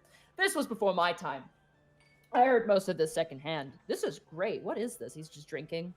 What is the state of the government then at this point? Alcohol. There is a prince now in place, the son of the sultan, the corrupt sultan. The corrupt sultan was overthrown by Azra Sahar, decapitated by her very own sword, and hoisted into the city streets to be played with like a ball. But that's an entire story for another time. The black chains were proving very dangerous. They began to lay traps for Azra Sahar, began to fear the kobold with no ears. Her name before her titles. It was systematic. Azra would come in, usually through tunnels underground, as your people were quite good at. She would begin to break the chains, begin to train them in arms deep in the depths of the most unhospitable places, and then she would lead the revolt, taking down its leaders and making examples of them to the corrupt sultan who leaded the black chains. He had a thirst for gold and jewels that he tossed away his empathy for, and how he swallowed that empathy with the edge of a blade. Do any remnants of the Black Chain still exist? They have been completely wiped out, if you can believe it. Absolutely, every single one. And the moment even one is mentioned, they are snuffed out before one could even just kind of flicks his empty drink down and slams the cup down before one could finish a drink.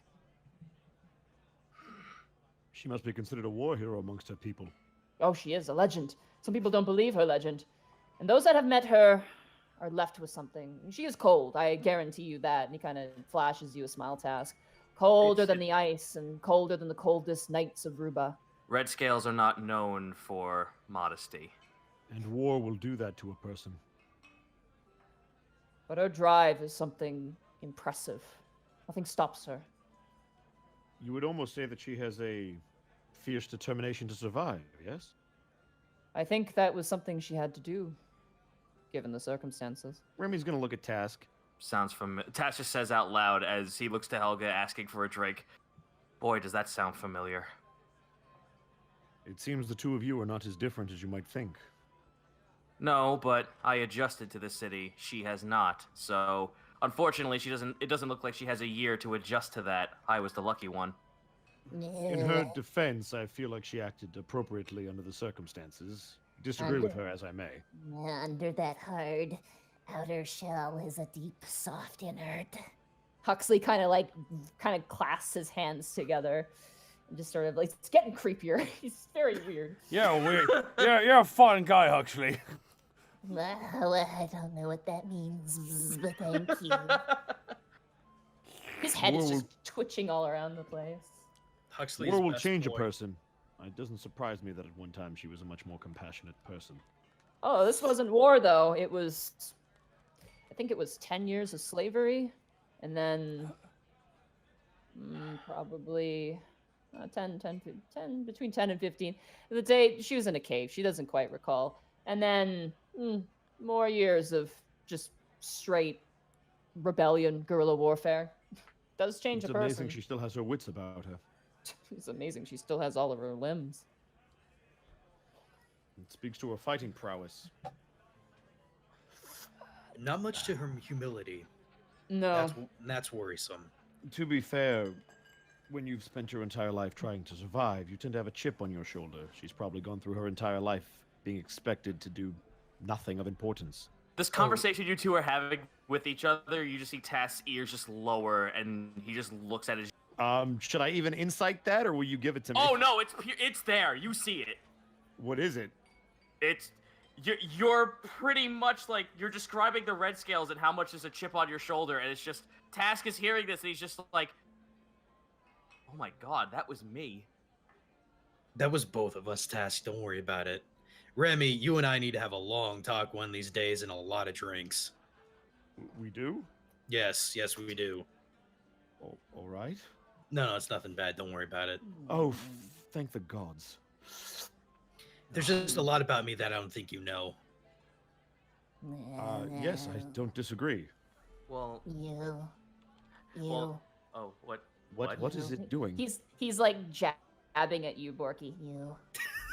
Yeah. Borky, I think he likes you. What? I do not like him. I have questions about him. Wait, what's your question, then? You're green. That is a statement. Borky sips deep from his sips deep from his hag skull. Don't I know it? Yeah. it ain't easy being it. Oh, yeah, green. My mum was green. My dad was a darker shade of green. But, yeah. Him. And he lifts out a hand and points to you, Panic. He's got devil blood in him. Wow, subtlety he has not. He's a centipede. What do you expect? I love it. It's great. He's just a pile of rags. You still don't know what he looks like. Didn't he come out? Does Panic react No, to that? he I'm transformed. curious to see how he feels about that Oh, just he being thrown transformed. out there Okay. casually. Panic just sort of holding a glass in his hand, looks up at his horns. I mean, yeah. Have you ever seen one? I'm wearing one. No, not that. Have you ever seen a chasma? What did he say? A chasma. A chasma. A chasma. Intelligence. Sorry, what do we roll for that? Because I have no idea. Yeah, what do we Knowledge, Arcana, Panic with advantage. Panic, you have advantage. Oh, great. All right. That's a 16. A 7. 9. 17. 13. Okay, Borky, your father killed one of these. Oh. They are demons specifically. They are demons that resemble like mosquitoes. They look like giant insects. Oh, shit. Oh, that hurts me to my fucking core. Ew. God. Do they do they just like drink a person till they're nothing but like a small little like husk? You don't know too much. They do seem to like attack with the proboscis. Oh. All right. Yeah. Yeah, my dad. Tucky. So they look like mosquitoes, but like what exactly are they? They're demons. Oh, they're demons. They are demons. Yeah. Got it. You getting some flashbacks there, Taka? I just love seeing them get smart, baby. Borky just nods. So is his Drake. Oh, yes. I've seen one of those. Not for long, but, you know, for a while. I see. I see. Excellent. Was he I what? demand sustenance. What? He just starts smashing his hands on the table. What? Mr. Bobbington! Borky claps his hands. Okay, you clap your hands, and the moment you clap your hand, you see as Scarbles like walks past the table into view, turns to you, Borky, locks eyes, and you see her now clean her body after her bath. She just looks to you and hisses like, and then runs. You know that bath was needed. Some neighbors were complaining. You watch as Alice walks up to the table and goes, "Can I help?" Could you ask Mr. Bobbington what you best would give a giant bug for a meal? And Ragu kind of laughs and goes, "Looks like you caught on, huh?" I mean, it's a little obvious, isn't it? Yeah, it kinda is. That's a very long, like, armored dog. Look, I didn't want to say anything, but my kind used to eat those all the time, so I just wanted to keep my mouth shut. It's fine. We ate you all the time too. Ah, good. So the feeling's mutual. Just take it down. Yeah. Great. Yeah, we're You all watch- we're all friends. You watch as the mask is removed. You see a large set of pincer mandibles come out, and just like an array of eyes. You don't get quite the detail, but as he kind of leans forward, all 4 of the arms come forward. This would be a 3 cream. Great. Yeah, they are desert-dwelling bug people. Great. Yeah. Oh, he's- Green. Yeah. What are they called again? Sorry. 3 Kreen. They're TRI-KREEN. Greckles. The reason why this is familiar to you is you have something like this in the Eastern Isles. Oh They're yeah. bigger and they're beetles. They're not like insects. They're like massive beetles. Okay. And they Neato. are, yeah, they're kind of generally keep to themselves. Don't want to be bothered. Don't bother them. They just want to be left alone. Sweet. You haven't really met one. You've seen one. You haven't really talked to one. This is definitely different though than what you've known. Right. And he just quickly like kind of looks around the tavern and just puts the mask right back on and retracts the legs back inside. I mean, we could get you like some worms, maybe. We don't really have any giant herbivoric insects. I demand bread. Yeah, we can do that. Quick warning, it does make you fat. That's okay. I need it. He just kind of like taps his fingers together, and Ragu just kind of shakes his head and looks and goes, "Well, I need to stop regaling my stories for tonight. I have a very large letter to write out to our superiors, the Sultan of the Sands, in regards to where his champion has gone. So, I don't want to send you away, but we will be staying around here and find a lodgings for the night." May I ask you one question before you leave? Very well. You're here to collect stories on anything you find here to bring back to yourself. Are you merely a messenger, or is this writing, this prose of yours, going to be grander than that? Oh, I keep lore writing that we collect in the great library of Ruba, in the great palace of the Sultan. Years upon years of ancient knowledge compiled there. It's part of the will of my god, Alman, god of knowledge. Is it also could it also be considered trade to your people? Or to Not yourself? not particularly, no. I like to experience the story. A false story can lead you into trouble, but a true story is worth its weight in gold. That being said, I like to experience it, which is why I always follow Azra Sahar. Wherever she goes, something is bound to happen. She's given up asking you to leave, hasn't she? You have no idea. He starts laughing and starts sipping a second drink. She tied me once to a tree and then left. Oh my god, I was being attacked by vultures, and she just tied me there. She's like, "I don't want any more of you," and she left. And then I was getting a little drunk at this point. So, like, and I cut the rope and I followed her along, and she swung a sword at me, and I kept following. It was like a lost puppy. And Huxley, did you see his antenna? His antenna's gone. He's got no hive. So we adopt him too. I'm like, let's bring him on. Why not? He starts laughing his head off, and Huxley's like, All right, it's time to go. kind of lifts him up, and eventually, is there anything else you guys would like to say with them as they seem to be kind of leaving for the late night? We'll Do be you in want touch. do you want your bread? I want all the bread. That's a Just high. give him a good answer. cornucopia of That's a bread. good answer. That's a really good answer. We'll just, You just give him watch. a loaf. Yeah, you watch as Alice brings out like a generous loaf of bread, and he just like, yeah, he just quickly like in a flash second, that's in the robe, and it's gone. and he just shoves it in there, and then he kind of helps Ragu like begin to walk out, and he's just like Ragu's just mumbling at this point, like stories are being mixed together, and Once they finally get out the door, I'm gonna take a look at Task just to see what his morale is. Conflicted. Task like looks over to Helga. Give me the strongest thing we have, please. Your body is like a peanut. You will die. Give me the strongest thing we have, please. Very well. I'm gonna motion for Helga we to can't, like. We can't give you Arlo. That was a really good retort, actually. Panic, as the night proceeds, there is a gap for you to play. I'd like you to roll a performance check for me. Oh. Nice. That's a 26. Oh yeah, you Damn. serenade the night. You get a sense You're of the pretty vibe good of the at that. room.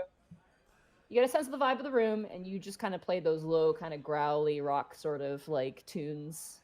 At this point, like the crowd is pretty rough and tumble. You got a lot of gnolls, a lot of dwarves, and a few other spatterings kind of mixed in between as it gets later and later. Tensions kind of run a little bit high. At one point, the owlbear pelt is used to toss out a guy who's kind of like trying to pick fights with people, like just going to each table. I mean, you're like, I'm gonna fight you, and it's just like, all right, get out. Hey, waffles.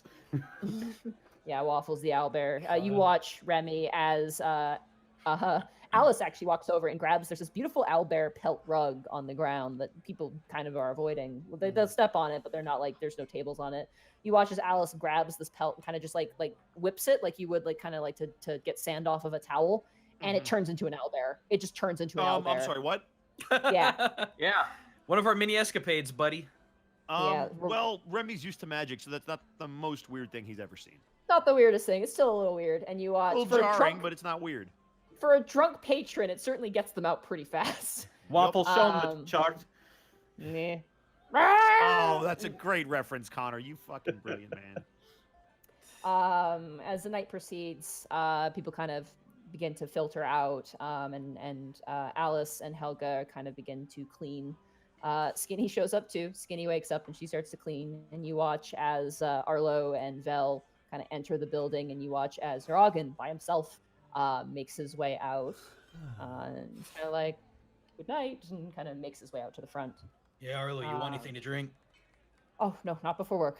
I have much to do at the No, I moment. was talking to Arlo. Oh! Why do I you thought keep were trying to give this poor boy alcohol? No. I said a drink, not alcohol. Uh-huh. Arlo like looks at you, just like, no, and he just keeps walking. All right. It's that hard. Keep up the good work. Oh my god! He just like, shoves in like the door to like the where people sleep, obviously at the employees' quarters, and then just kind of bang closes the door. And Naragan kind of looks and goes, "Oh, you were offering him a drink. I understand." You may also partake if you wish. No, not at all. I need absolute clarity in the eyes of Ilune, much less my watch becomes skewed in haze. Very well. I mean, He we smiles. got ciders and things. Oh, I got some good water at my side. He kind of pats a water skin. Okay. Task hasn't left the bar this whole time. Remy's gonna find Task if you went up to the bar if you're still sitting. Oh no, he the moment like Ragu left, Task has just been there at that same seat. Have you been Remy's heavily gonna sit- drinking? Remy's Not- gonna sit right next to him. Not heavily, but he has been. Borky's gonna go to bed early and get a good night's sleep. Oh, Yeah. snap. I think Greckles is gonna turn into Okay. Turn into what? you. Wow. A bird. I think Panic, once he's done with his set, will join Task and Remy at the bar. Okay. The three of you guys sit at the bar. Helga's just kind of going through and cleaning all the glasses. At this point, it's just you guys. And Skinny and Alice kind of just like generally cleaning up. So, Does Task have like that same look on his face where he's just sort of contemplating but not really all there? Yeah. Yeah. I'm gonna let Connor speak because he was just about to say something. Oh Sorry. yeah, go for it, Connor. so you learned some stuff today, huh?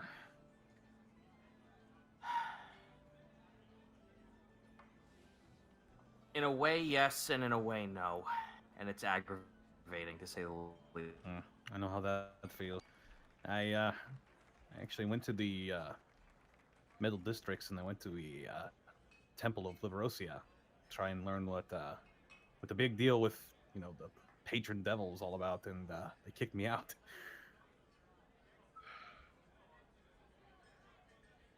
It's weird learning about the past, I suppose.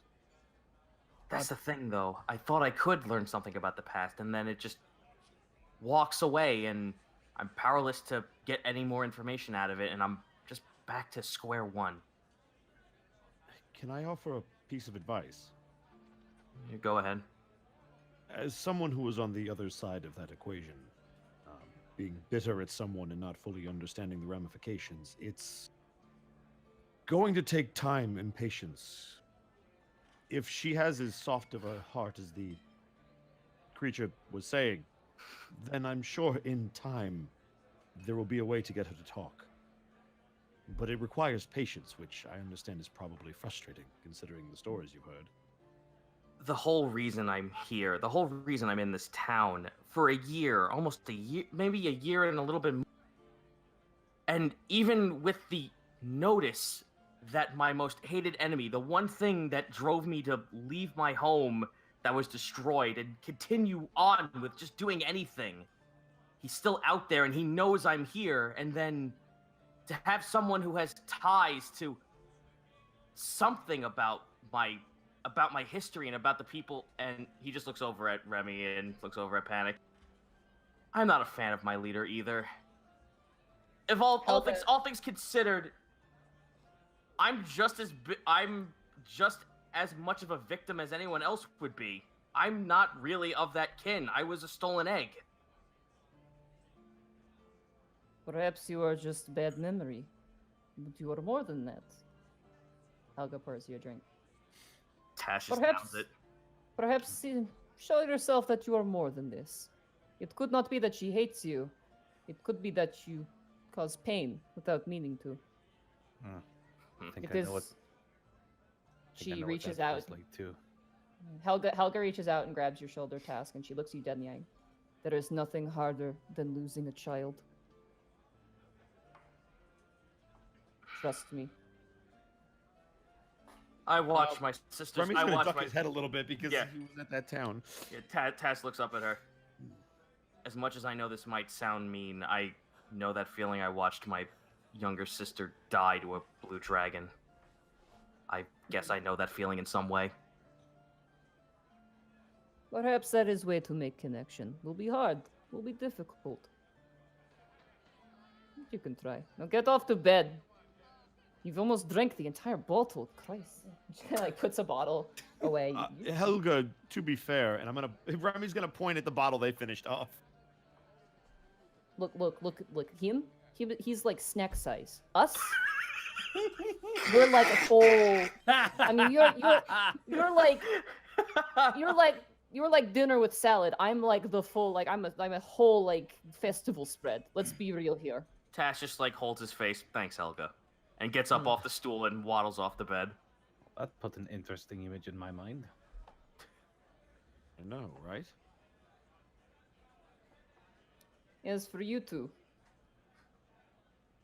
tomorrow morning when you have chance, I want you to look at quest board. Is acting funny? Acting funny? Yes. I have put in requisition to get quests that are actually for your level, so to speak. Since you have a bit more story about you, I suppose, in lower district. A bit more experience points.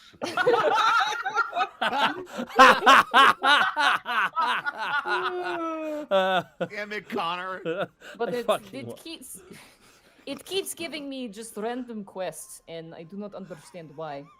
I believe it might be broken, and I was thinking you, and she points to you, Panic. You are being a magic man. You can take a look at it and perhaps fix. Magic man with the magic hands. Well, I will get right on that first thing in the morning. Good. Go to bed. Helga must sleep, needs beauty rest. How charismatic is she anyway? Who snickered? I want to answer right now. Who snickered? I just asked a question. Someone snickered. I heard it. Yes. Helga's charisma? Oh boy. You don't have to tell us numbers or anything, but you never explain is she pretty? Is she kind of haggard? Wow. She's She has actually. She said that She's she a- looks good for her age, right? she looks good for her age. She does. I mean, like orcs have very like strong features to them naturally. Right. She does have those strong features. She is a full orc. But it's not like ooh ugly, and it's not like oh you're pretty. She's kind of average looking, to be honest, for like an orc woman. Like, yeah, she's aged, so she's got like a little wrinkles around the eyes and things. Like she looks like she's been through dealing with a lot of people's crap. She looks and like her a, own crap, so. does she look like a primary school teacher? Yes, that's actually honestly the best way to describe her. Nice. Yeah. But she kind of begins to snuff out the chandelier lights, kind of snuffing out each candle, and she gives you guys one last stern motherly warning: go to bed. Panic's like, oh, well, I don't think you need the beauty rest. You look perfectly fine. Roll a charisma check. Yes. Oh, Remy is gonna sigh so hard. Watcha! 12. She looks at you. She goes, I can no longer have children. Your time is wasted. She heads to bed. She ain't having your shit. Damn. Smooth. Can we pay respects to Panic? Let's get some Fs. Jesus. Damn. All right, as you guys, I'm gonna bring us back around to the D&D game. Bring it around. Wait, we're playing D&D? Yeah, Whoa! we are.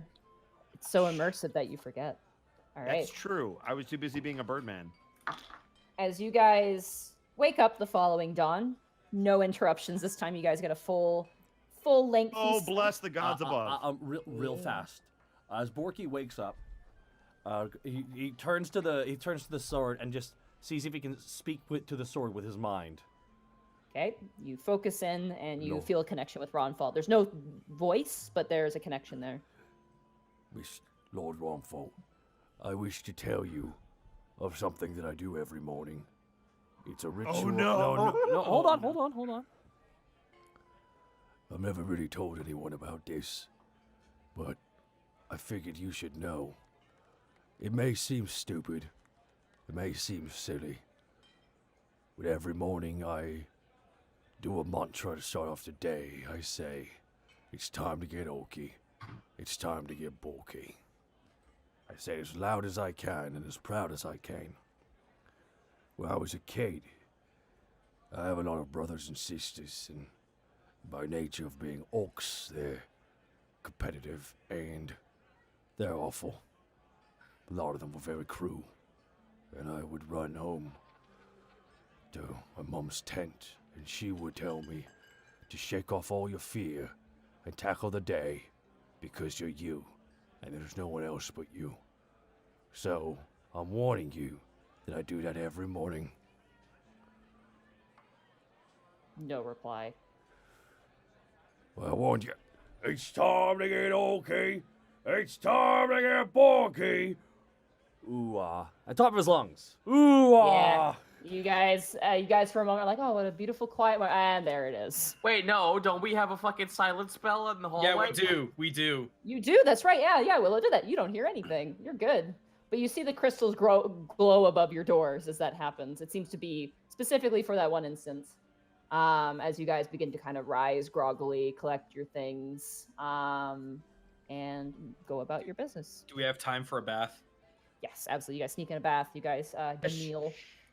Question, Monty. Mm-hmm. Has Remy's garb arrived? Yes. When you wake up in the morning, there is a parcel waiting for you in the pseudo-dragon loft. It is a bit gnawed, which is fine. The outer packaging has been chewed up a little bit by the dragons, but everything inside is completely fine. Remy's gonna grab that. Okay. He's going to oh boy. He's gonna start taking off his Griffin Rider outfit and start putting on his new outfit along with all of the stuff that he got. Okay. I will say for the sake of your conscience, the Griffin riding outfit is stored in a... Helga actually stores it somewhere safe for you. Yep. Considering- He will take the 3 feathers off of the helmet, though. Okay, absolutely. He will keep those with him. You guys are served a breakfast, which is essentially a... here it comes. eggs Benedict on an almost entire loaf of bread, like one side, almost like a club sandwich. There are 3 eggs on this toasty bread with like a garlic butter underneath and like a really nice creamy yolk sauce on top with a bit of peppers and things on top for a bit of extra little kick of flavor, wake you up a little bit. On a side, there is a frosty glass of milk and a few fruits of your selection as you guys kind of eat your breakfast. Remy, is that a new outfit you got there?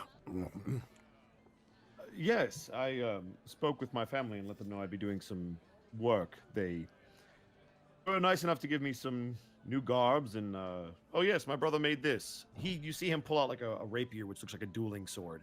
Oh, that looks sick, man. I guess we Yes. new sword buds, eh? Borky just kind of holds up Runfold. Well, I believe yours is a little bit more impressive. You just the sheer size no. of it over your shoulder. Oh, no. This clearly is not going to be as fast as that. Yes. Well, that's why I have this. You see him pull out his typical longsword. You see, Borky. Typically, this would be used to, well, attack another opponent two-handed. But if you were in a duel of some kind, you see him pull out the smaller one, you would use something like this. It's much more of a defensive weapon, and I can see that I'm boring you. I'm sorry, I will leave. No, it's actually really interesting. Task is sitting there listening to the story. You guys, Task, as you're sitting there, you feel something scratching up against your leg. Oh, look down. It's not Scarbles. I will specify that. You see Tarisk. Somehow he managed to sneak up on you guys, and his mouth is agape, and he's just like, ah, like his mouth is just wide open. Oh, is he hungry? You watch as Zotir comes scrambling out of the living space. She appears to have like a bowl with what appears to be food in it. And she kind of goes, "Oh, I'm so sorry. We were playing baby birds, and he seems to have explored. Come on, Taurus, got to eat your breakfast." And he just stares at your egg dish and is just like, "Ah, like please." Remy will look to Task because he doesn't understand a word of Draconic. Are they all right? This seems rather orthodox. When Zoltair's not looking, Task will look at Tarisk and stealthily hold down a piece of an egg. Okay, roll sleight of hand. And I say in Draconic, don't speak of this to her. Cool dad Task. Sleight of hand, here I go. 22! 22. Yeah, no, she does not see. Not with that roll. I am rolling so bad today. No one, like only 1-1, but like everything else has been poopy. Yeah, you like slip the whole sandwich into his mouth, and he just closes and like waddles towards her, and you see her talking. Dracon is like, "Okay, no more playing little birds. Let's go. Come on, you have to eat the rest of your breakfast." And as he's kind of being scooted out, he shoots you a look like, "Oh hell yeah, double breakfast."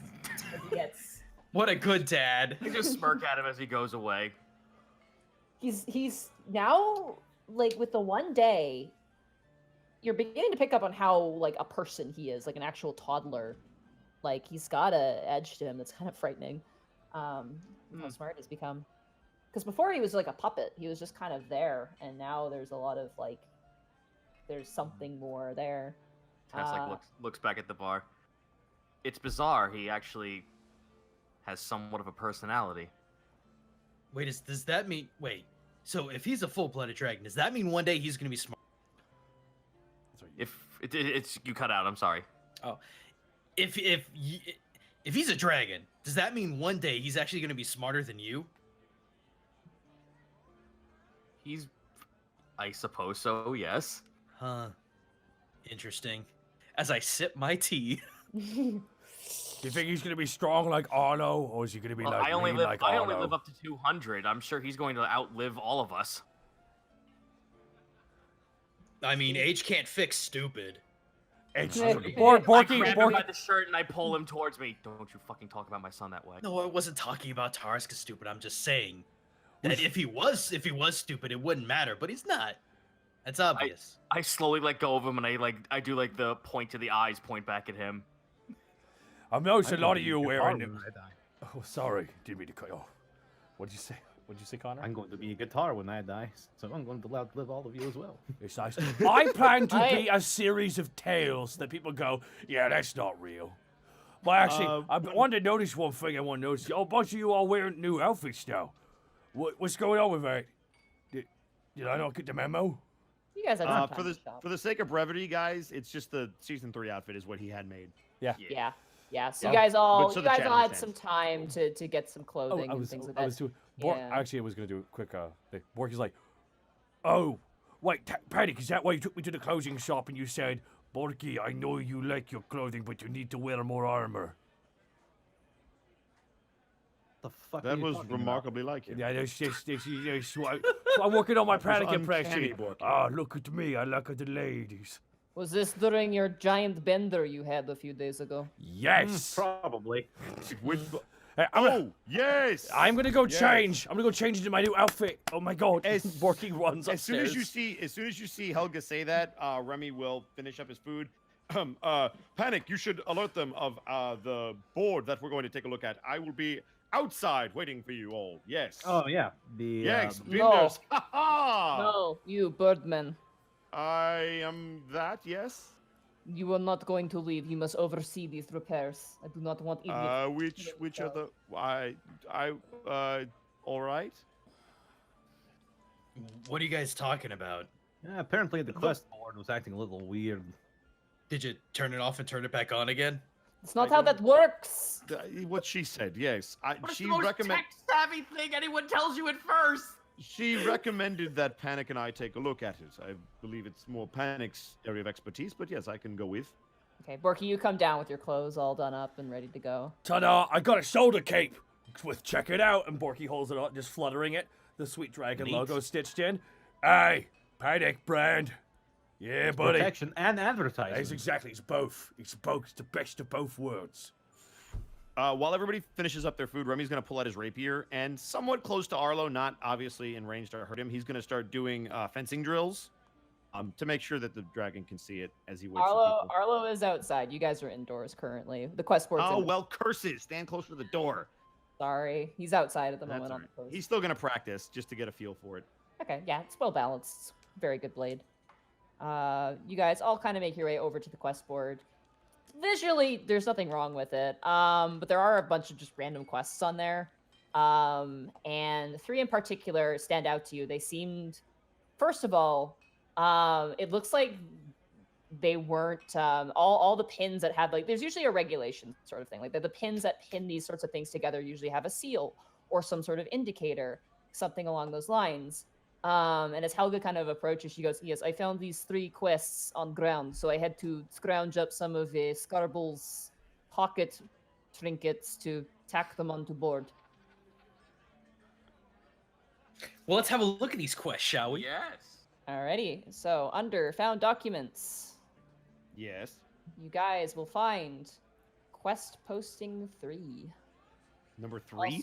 Also, please forgive me, the formatting got absolutely destroyed. Unacceptable. Whoever can't has believe you've a- done this. Whoever's got a- Inconceivable. I'm gonna say, Connor, do you want to read these out as Panic? Hang on. Unbelievable. I cannot believe we're working in this environment. I know. Unacceptable. Unprofessional. Unacceptable. I can't work under these conditions. I agree. Exactly. I agree, Heck all of Zito. you. Heck all of you. Reginald, take a memo. Wrote a heated letter. All right. Okay, sir. So it says, wanted 1 to 4 able-bodied mercenaries to guard a freelance merchant on their way to Bolton Village, located east of Alivast, using the Mariner's Trail to reach Bolton Village. Payment is 1,200 gold pieces for each of the guards and 2,000 AC. Additional information: cleric preferred but not necessary. No paladins. Huh. You see what I mean? These quests are weird. Yeah, it's weird that they would not request paladins. Maybe they got something to hide. The poster is one Rogar Meisten, a dragonborn, a green dragonborn, age 47, freelance merchant. On to the next one. Maybe a paladin killed his dad. any well-versed travelers willing to act as an extra pair of eyes and arms for a small privateer vessel. Location: the Green Gully docked at the Alivastian docks. Will be traveling along the Canary Channel to Canary's Perch, then make landing at Bolton Village. Payment is 1,400 gold pieces for each pair of able hands and 2,000 AC. Additional information: food will be cooked and served by the first mate of the vessel, and there is enough lodgings for 4 people in the hull of the vessel. Okay, what direction that one going again? So to give you guys a context, so far, the Mariner's Trail panic you know of, just hearing kind of in the trade and whatnot. It is a not very commonly used trail that leads to Balton Village. The Balton Village, first of all, named after Balfour Balton, is not exactly the most like. Not a lot of people go there. A lot of people bring like trade and like through the actual Canary's Channel. Usually, there's a lot of metals that come from there. There's a big mine there. But so far, these 2 quests will lead you towards the east in either direction. The Canary's Channel is faster, you know that. It is the most common way most people travel, and then the top one is kind of an uncommon way to travel. I relay that. Mm-hmm. All right. Poster detail, right. The posted details: Captain Clarence Warhol, a human, age 34, privateer tradesman of the Uspa Voyagers. Is that traveling to the south or that's heading south? Right. Sorry. That's going east. Yeah. East, yeah. They're both All going these are east. Yeah. Interesting. Okay. And then the last one is: wanted investigators to look into mysterious creature evidence found last spring.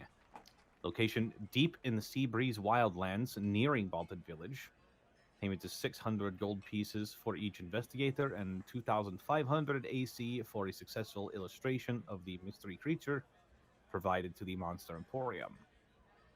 Additional information: last spring a footprint was cast and presented by the Druid Guild to us. We have taken great interest in what this creature might be, as there are no similar prints on record.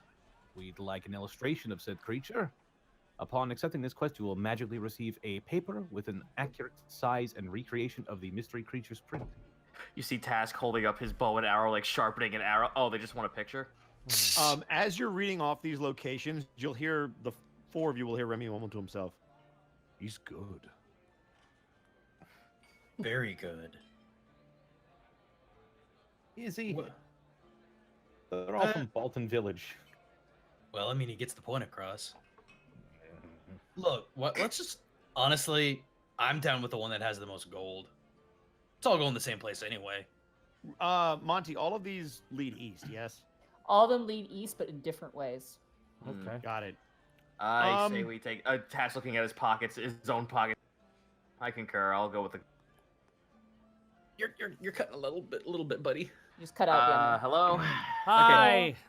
I said Task looking like opening his pocket to seeing he has like almost next to no money. I could use a little more gold. Yeah, but the thing is, didn't you say you need 4 people? I think we have 1 too many. So technically, Task can live in a bag. I mean, we could make that claim. We could. Banana cat at Borky. Just get in the hammock. The neck hammock. Hey, Monty. Mm-hmm. Is there a knowledge tactic, since all of these are going east? There's something specific we're going east for. Would any of these give us a more advantageous position for more seafaring people? Advantageous position for seafaring. Like, for example, if we're expecting to meet people on the seas, one of these mentioned that they were going to be in a deep, near the deep seas. 2 of them are on land. One of them is just directly on the channel on a boat. Yeah. Okay. So the benefits of the first one is it's a land path, very general, kind of just. This is like baby's mercenary work, essentially. The second one is faster. It's more direct, but it's the ocean. So if you're, if you can't swim or anything like that, then, it's kind of more of a risk. Obviously, there's going to be a few probably extra hands on deck. Ha ha ha, pun. Or not a pun, joke. potentially, so you guys will probably have to help a little bit more, though it doesn't really specify, so you're not gonna have to like man an entire ship. And the last one is easily like looking at the details on the map at like the details. I'm sorry. Oh, looking at the details of each quest. The first one is the middle ground. It's not. It's clear that you're on this quest. Keeping with the fact that you want to kind of hide what you're doing from the council. And it's right in the middle ground for length of time to get there. The Seafarers one is the fastest time, and it's kind of around the same way. It's kind of the same sort of hidden thing. There might be some paperwork involved, but nothing about it would immediately give away what you're doing. It's just like that's what you'd have. The last one is clearly like you guys would be, by yourself. But looking at the map, it is a whole, like, the map literally has, like, comedic cartoon swirls in, like, the random parts of the woods. So you get the sense that this is, like, no roads going in, who knows. It could take you a really long time to get to your destination. Got it. Well, can't we do all? We can't do all three. We just go there, go there, go there. Triple our money, or is that not how math works? How close are we to Helga, by the way? Is she just looming over us? Helga's just looming. Helga knows better not to ask too many questions. Perhaps we should discuss this. I will just go back to work. No worries. You do your weird mercenary questing work. She like hobbles away. You guys are private. You guys can talk amongst each other. Like I don't see why we don't get the one that yields the better reward. I would say that living space could be negotiated as well, because that was actually a typo on my end. Oh, okay. It was supposed to be 5. I put in 4. My bad. We'll just pretend it's 5. It's okay. Yeah, sorry. We'll just throw Borky overboard. That's not twice in one lifetime. I mean, to be fair, I could just like swim next to the boat. Just drag you by. We'll drag you by a rope. Dude, in a life vest. Dude, I'm 100% picturing it. Now that it's not fucking winter, I'm absolutely okay in water. Yeah. Yeah, it's quite warm now. It's not like summer, but it's like mild. Me as the player, I would vote for this quest. Damn it.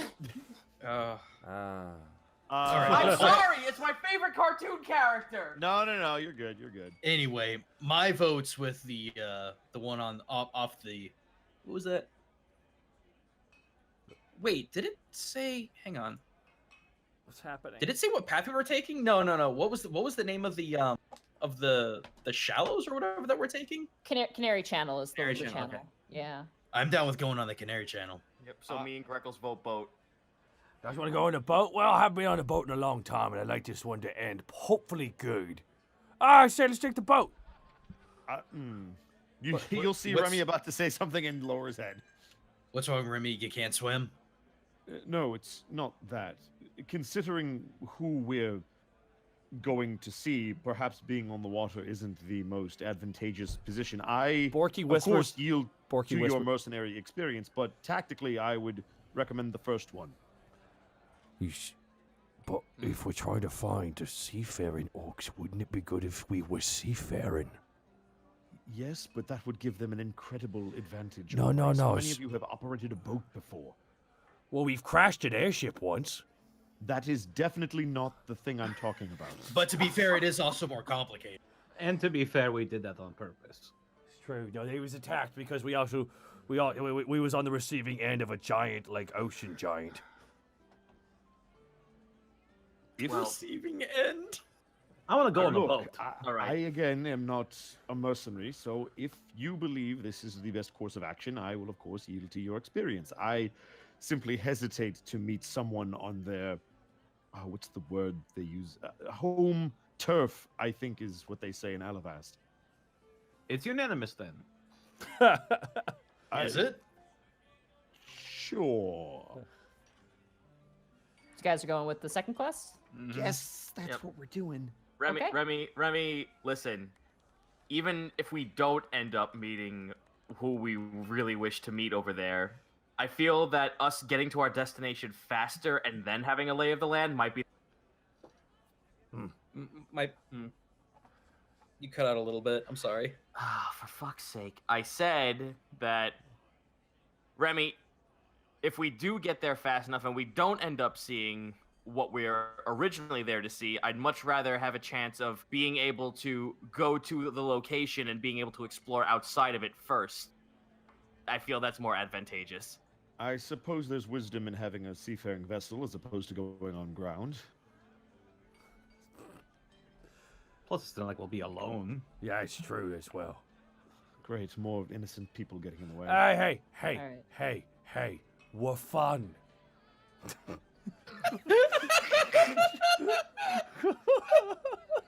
Alright. Helga, Yes. can you pack a bottle for me? Yes, I absolutely can. Of what?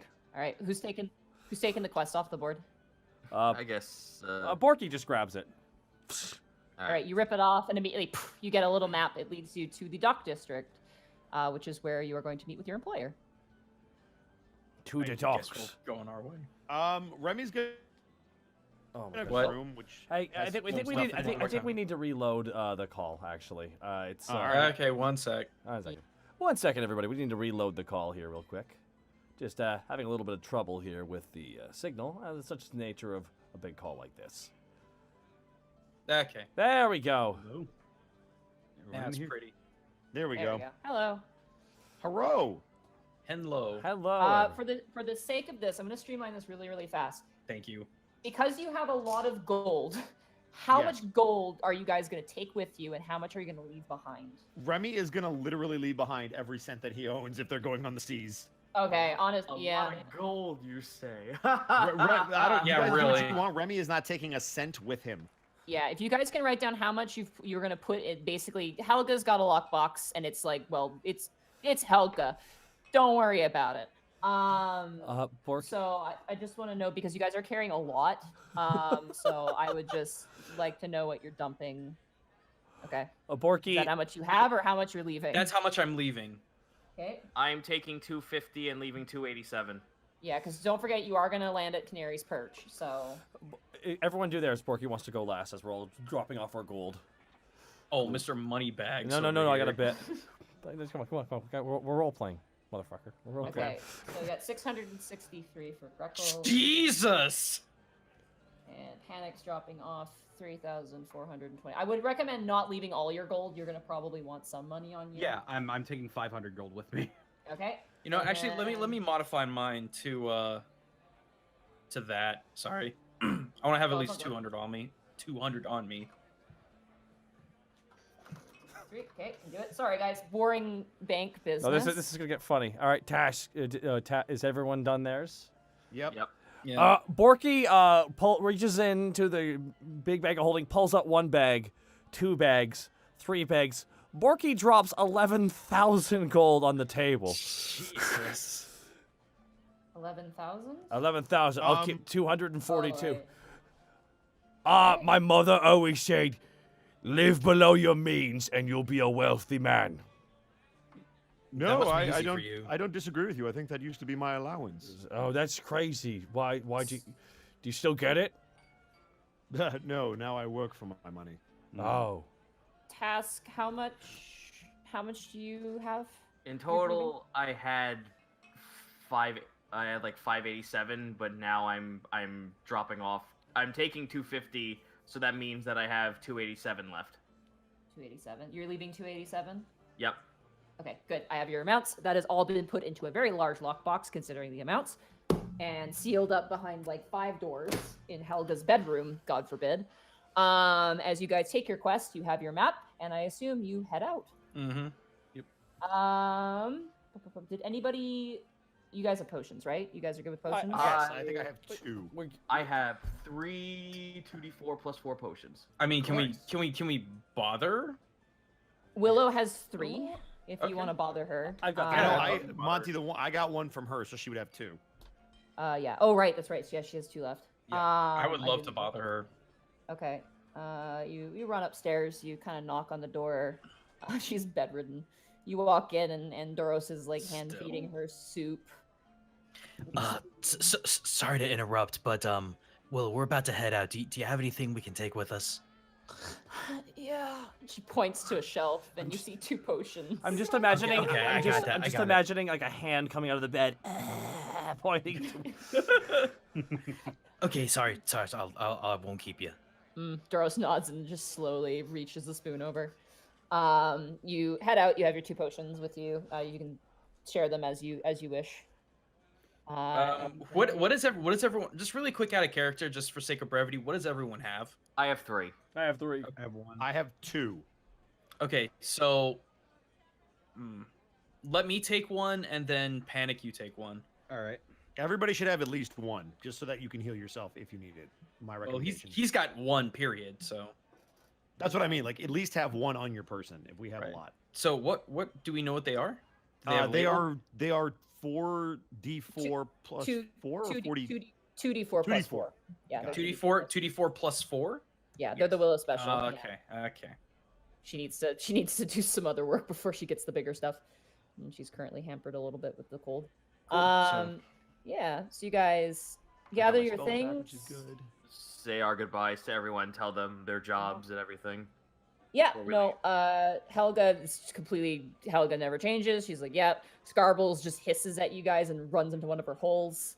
Meryl is there. Meryl's there and she waves goodbye. Vel and Arlo. Vel says goodbye. Arlo is just kind of like, whatever. And you guys proceed out into the city, which is bustling and busy. The springtime air melting away all the time as you guys make your way through, eventually reaching the docks, which is actually on the outer cusp of the city. It's actually outside the city, technically. The last time you guys were here, specifically Task and Borky, I believe, you were dealing with the situation there. Oh yeah, those boys. Yeah, you That actually building's walked. still there.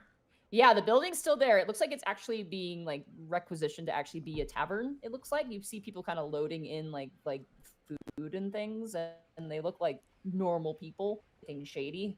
I would look over at Borky. Wow, how much do you think it would suck if they actually missed one of the Hellhound runes in there? Oh, that would be that. I don't think anyone would believe them. Sorry, officer. It was a hellhound road. Yeah, it's a likely story. Who has the map? Borky does. I believe Panic Yeah, had I it. figured Bork would. Okay, Oh, Borky, all roll. right. Whoever took it, I guess. Roll a survival check for me, Borky. Oh, barbarians can do that. 9. Not very well. This way. No, Nope, never mind. that way. You guys get very lost. It Going says, dock? it says right here, you see, she sees this, there's 2 docks right here on the map, right? And Borky just gestures like 50 docks. There's more here than there was on the picture, so I... Borky. What? If I may see the map. Only a pretty face, I guess. Borky hands it back. Hang on a Connor? second. Connor, you got a lot of weird sound coming from you, buddy. That's a salt 19. truck. Oh, okay. Okay. I can't That's a help that. 19 now that I see the map. 19 survival. You're able to kind of piece it together. It's actually through Task actually kind of recalling where you guys are, because there's a dock specifically for like massive vessels, like passenger vessels. And there's a dock for that are like maybe you fit 12 people. Dock is for It's baby dock. You recall looking at this dock, you're like, oh, it's going to be in this district, because you recall you had a fight in that district on a bunch of tiny boats. Using that information, Remy, you're able to kind of ascertain where it is. And as you guys approach, you find like a sandy little beach nook, and you see bobbing in the water a decent vessel of a manageable size, fit maybe 12 people, as I said before, with the beautiful intricate line work that says the Green Gully on the side. And you see a man currently kind of like, it seems to be winding up rope. It looks like he's kind of like getting ready to leave. As the sails are kind of folded up and he's just kind of tossing. He's got like kind of a medium length brown hair, kind of a bit of a scruff beard, as he's kind of tossing things away, and you guys begin to approach on the beach. As soon as we begin to approach, I put up my hood. Okay. I guess I'll exclaim, "I beg your pardon. Hi. Are you Captain Clarence Warhol?" Hi, I'm Clarence.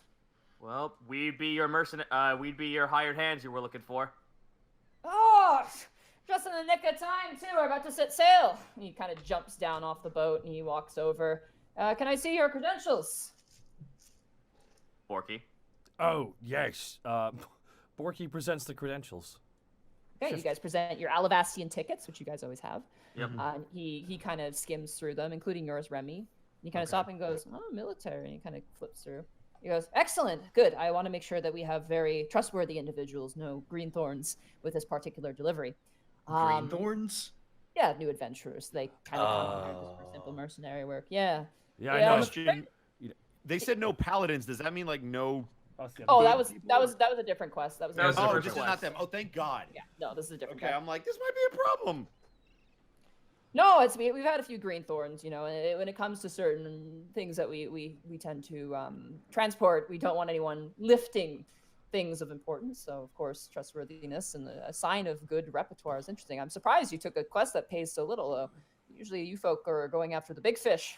Bit of a doc humor there for you.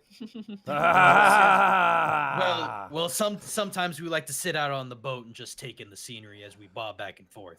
You did pick a good time. I will say that it's the triton are starting to make their rounds. I will say though, unfortunately, with the triton surfacing a bit more, there's a few bandits and things to be worried about. But May I ask something? yeah, absolutely. Just so we're all on the same page and that like we at least know like what is the cargo and like what is the cargo so we at least know why we're protecting it. We are trading in magical items. Ooh. It's the main export of the city, and we ask, of course, that you do not touch any of the exports, given that they are on a very tight ledger, and if there's anything lifted, it will be your head over mine. And he gives you a smile, not to threaten you, but he's just like, look, there's going to be big consequences if anything goes missing. How are they secure? They are secured in magic-proof boxes, which are very expensive. Oh, But how did they get in if they're magical? We put them inside and we put a lid on. Oh, okay. But yeah, I've been doing this trade for the past 2 years or so, so I'm not unfamiliar to this. I have had a few thieves kind of run off with things. To be honest, we just chuck them into the ocean and we leave them. That is usually what we do. We have the rights to do that. So if we get any wind that you may have lifted anything, we do ask. Just don't do it. These items are not worth it, to be honest. They're not. You got potions and your fair amount of scrolls, new spells making their way to the Tristella court, amongst other things. So just be aware of that. We do have magical items on our persons. Could you at least make an account so no one is confused that we are not lifting anything? Yes, absolutely. If you could give me a list before you even board of what you have on you, and I can just check that all and make sure it's all good, then we are good to go. And we'll just oh boy, here we go. Here we For go. leniency's Oh sake- boy. Yeah, for leniency's sake, you give him a list of your stuff. Because What is Borky list for Ronfault, the blade Ronfault? Just sentient weapon. just magic sword. Sexy blade. Magic sword. Yeah. Magic sword. As you guys are doing that, the captain kind of looks and goes, "Yes, I should also introduce you to my first mate of the ship." And he kind of turns around and he yells, "Kiwi! Get out here!" Oh no! You're welcome, Greckles. Guys, head what? is- Wait, my head wait. is What is hurting. it, guys? What is a kiwi? You had to be there for No! it. You had to be there for it. You had to be there for I it. am hiding. Hey, I am remember that hiding. airship? Remember that airship pre-crash, Remy? Yeah. Yeah, Oh he no! was I'm kind hiding. of on that. All of my face is hidden. All of my face is hidden. Why what is Just happening? let, I am just let, so confused. just let it happen. Just let it let it happen. happen. Let it happen. You watch as you hear a voice go, "Oi! I'm trying to get ready to leave here!" And you just see a Kiwi Kenku, the long beak and like little arms kind of like peer over the side of the ship. And the captain goes, "I want you to say hello to our men. We've enlisted some extra arms." Does he know who we are? Because we're not hiding it apart from Greckles. He kind of narrows his eyes and goes, "Wait a bloody second." And he just kind of climbs down the side of the ship, splashes into the water, and starts like running over. And he's just like, "There's the big fella. And you were there with the flying snakes." It's true. We were there with the flying snakes. Yeah. Where's Fletch? Where is he? Fletch died. Roll a deception check. Why did you do that? I mean, I'm kidding. okay, time out. I'm kidding. I'm still standing there. I'm just trying to hide my face. Oh my god! Borky's joking. Borky's joking. Borky's just fucking around right now. Well, Okay, I thought you roll were it. about to lie, and I'm like, why are we lying? To the He first fucking win? died. You watch as Kiwi looks to you, Borky, for a second, and he's just like, what? And he looks up to you, Remy, and goes, yeah, no, I think he got a bit bigger. Oh my god. 14. Fletch, you're looking good. What is a fletch? Okay, maybe you're not Fletch, actually, on second thought. You got the hooked beak. It's him. Dear Panic, son. panic I'm sorry, puts the what did you Greckles. say about my beak? Oh no, Kiwi, I'm just messing with your noggin. It's Right here, Borky just points at, like, just slowly pokes Greckles on the side of the face. This is... You do show yourself, Greckles. Hey, Kiwi. You look so as if it's slow motion, like anime tear. Kiwi looks at you and goes, Fletch, and then he slowly begins to run on the sandy beach in slow motion, each stride getting him closer and closer to you. I'm waiting to get punched in the face. He runs. He grabs you around the throat and he starts like just strangling you. He's like, "You left me behind!" Oh, that's good. That's really Remy, good. can you punch him in the face? Man, I can't wait to be. I can't He lets wait you to be go. in an enclosed space with this guy. It's gonna be great. Oh my god. How could Okay, you do if I that can't- to me? Kiwi, I couldn't help it. It was the guy. It's the giant. I'm sorry. I couldn't help let- it. He's let you go at this point. He's let you go. Ugh. Fletch, you were right there. I was being wrapped around by flying snakes, and this giant shows up, and I'm on a little island with a bunch of schmucks, and you did nothing then, mate. You left me behind. What? In the Fletch voice. Well, what could I have done then? It had a bloody giant over there. I couldn't have done anything. You could have told him I was a good egg. I did. Maybe that's why he's still alive. You think about that one? That's a fair point. You're welcome. Now let's just get hope- going. I just hope maybe you'd come to my trial and speak on my affairs a bit. How am I supposed to know we're taking trial if I got whisked away by a giant? That's fair. Fair. But still, No, there is no still. Kiwi, I'm glad to see you again. I'm glad to see you, mate, and he gives you a hug. It's kind of weird, this sudden shift in Can expression. you please say in Kiwi's voice, why you little? Why you little? Why you little? Like Homer Yeah, Simpson. Homer Simpson. Oh, like Homer said, sorry. Why you little? I'll show you for running away. Captain, they're good people. They get themselves into a bit of trouble, though, but I think we do too. You are a pirate. I was not a pirate. I was being held captive by a pirate and was made into a pirate because if I wasn't a pirate, they got me, and they had no one to work on the engine. Still, don't- though. Well, don't That is sound how- familiar.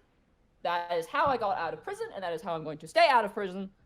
I am doing fair trade now, working on completely acoustic ships, not dealing with anything else. No magic nonsense except for the items, but are in very nice sealed boxes. Okay. Captain nods. Captain's like, okay. Well, come on aboard the Green Gully, and we'll take off here. You kind of... While they're getting on board, Remy's gonna tap Borky on the shoulder.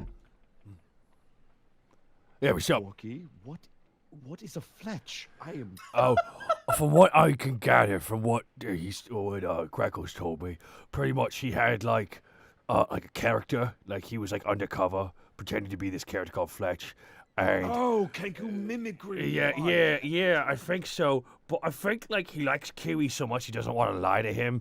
Meaning the more he puts it off, the more tragic it's gonna be. So yeah, it's gonna be. So yeah, can't wait to see It's it. going to be an awkward trip. Oh, isn't it? I hope so. Otherwise it'd be boring. Why would you? No. The more he gets on the ship. No, why would you? Borky, why? Why is he like this? On the ship though, but why? Before Taz gets on the ship, he actually like is about to step on. He looks down. Oh wait a minute! This is the first time I've ever been on one of these things. No, How did you get okay. here? Oh wait, was it? No, I thought it was. He was- we came in here by boat, or? Yeah. Yeah, most transports by boat. Oh, well if that's This is the your second okay. time. Hold on, This let me is- write. the let third me write- time. Yeah. Taz gets on the boat. Nah, there's not enough nuance to that. This is the smallest vessel any of you guys have been on, though. I would say, with the exception of like maybe like fishing in a lake for Panic, maybe. If that even happened with Panic. Panic. Eh? Panic. Do you board the ship? Yeah. Okay. You climb up the ladder. Okay. It's you climb up the side of the ship, and immediately you watch as the captain begins to like kind of twist things, pull on levers, and he kind of points to Borky and Remy, as you are the most able-bodied people. He goes, "I need you to pull those ropes over there for me, mates." Okay. Aye, port to starboard, Captain. Don't please, Bosco, out of character. Sorry, left to right. Please Sorry, don't left to do right. this to me. Please. Left to right. Left to right. What? Left to right. It's Borky okay. gets left, you get right. Okay. Aye, roll- Captain. Roll It's strength okay, checks for me. Bosco. It's okay, Bosco. I understood it. I tried. That's a Okay. 15. 15 for Borky. I'm waiting for mine to load. 6. Being the 6. grandson of a naval man, I get you, my dude. You grab you, man. grab the rope and you just start pulling like crazy. Someone please help Remy. All right, fine. And that's a double 11. That's a double 11. That's enough. You have to get over a 10. You walk over Greckles. You grab the rope with Remy, and for two birds, one rope. You guys. Oh! I'm hearing the Two music. birds. I'm hearing. Why? I hear You the. guys, she Two probably birds, doesn't one know. stone. Two birds, No, one No. you don't. Oh, you're so. No. If you No. don't understand what you just did, You I just don't think, you I don't tripped think you it. realize what You you've tripped done. and fell on a you are so landmine. innocent and it's adorable. Man. All right, guys, let's move on. Guess what? Yeah. We have a new T-shirt idea. No! Oh no, we're pulling the rope. Never mind. Okay, what happens? Move on! More rope for all of us. I'm sorry. I'm sorry. I didn't. Okay. It's okay. We're being shits. Don't worry. The It's phrase, fine. the common. Okay, whatever. Anyway, you guys pull the rope, and the sails just tunk, fall and begin to catch wind as you guys take off into the coast. The first time leaving the continent of Alivast down its channel. The waters bob and weave as you guys set off into the ocean. A beautiful sunny day with barely any cloud. As you guys proceed on forward, the salty tang of the ocean hitting your nostrils. You see gulls flying rapidly around. You see kiwi up in the crow's nest, or as I like to call it now, the kiwi nest. Really keeping- quick. How far is the water from the deck of the ship? It's probably like a good. Oh boy, probably about a good 7 feet. Okay. From the yeah. It's a big enough vessel that you guys can like walk around, and there's enough like you could do like yoga on the deck. But like it's not like you can have a dinner party. Is or it anything like mandatory that we have to do yoga on the deck? It's kind of like a ship policy. It's a ship policy. Okay. You guys cast off into the ocean. You see various other ships, large and small, kind of making their way. And you guys kind of set sail, and immediately the shore just slowly creeps out of view over the horizon. You guys are just in the center of a salty, tangy channel. You see some land on either side for the most part, but it disappears over a time. It looks like you guys are just out in the open sea. This channel's huge. You guys look like you're out on the open sea, but it is kind of eerie how empty it kind of is as you guys set off. And that takes about 2 to 3 hours as you guys set out. And as you guys are doing so, who would like to be on lookout in the kiwi nest? Sure, I will. Okay. Okay. I got perception at the balls for that. Yeah, So. Task, you head up, you climb up. Honestly, you're a better fit in there. It's kind of small. As you kind of, knock elbows with Kiwi, and he's like, "Oh, Mike, you kind of let me move over here. There you go. You want looking glass? Sure, yes, that might be good. All right, here you go." And he hands you the looking glass. Very nice, just a solid piece.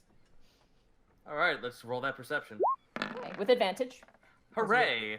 Nice, That's a 17. You see something off in the distance in the water, and it's very big. Something's out there. I'm quickly reminded by one of Spoodie's old videos. Don't get on the boat. I tried to warn you. Hooray, we're having fun. I specifically wanted to have a sea shanty adventure. This Hell reminds yeah, my dude. this reminds me of the time when I got thrown off a boat. Task, as you kind of take a bit of a zoom in on the figure you see a large, what looks like a fish, like a massive fish, bigger than your boat almost. and you see the water around it is like this sort of like whitish green, like minty color, as if it's kind of like carrying this sort of aura to it as it's swimming. You see a few other forms darting around, and you watch as Captain Clarence, as he likes to be called. You guys called him Captain Warhol. He hated it. Call him Captain Clarence.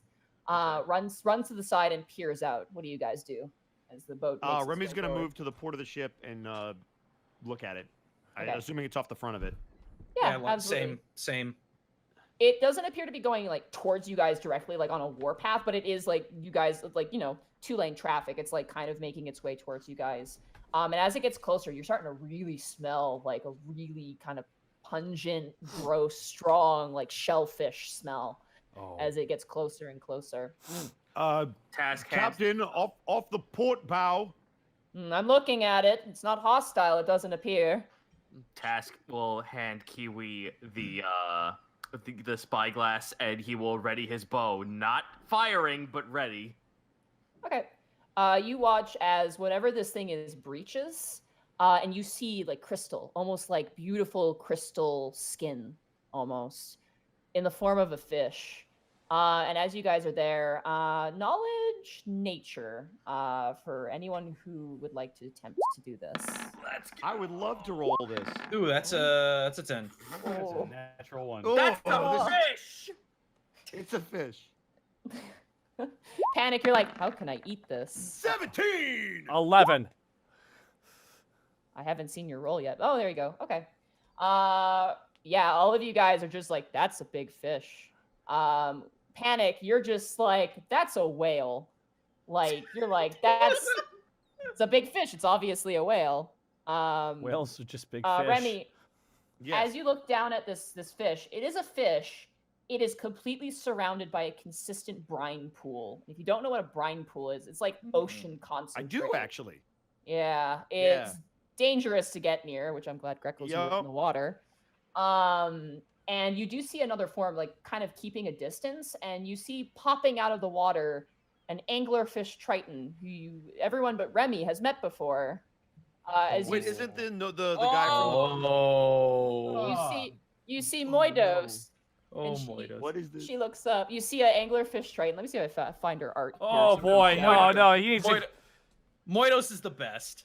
Guys, Oh. I still have aim on her. Should I take the shot? Yeah. Wow. Hey, you leave her alone. She's beautiful. You see a very frightening looking anglerfish person with a kind of Can I glowing. identify the race? Yeah, you would know immediately that's Okay. a triton. Like you wouldn't even have to guess. That is 100% a triton. Greckles would just do like the big two-handed wave off the port, just to try to see if Moidos can recognize us.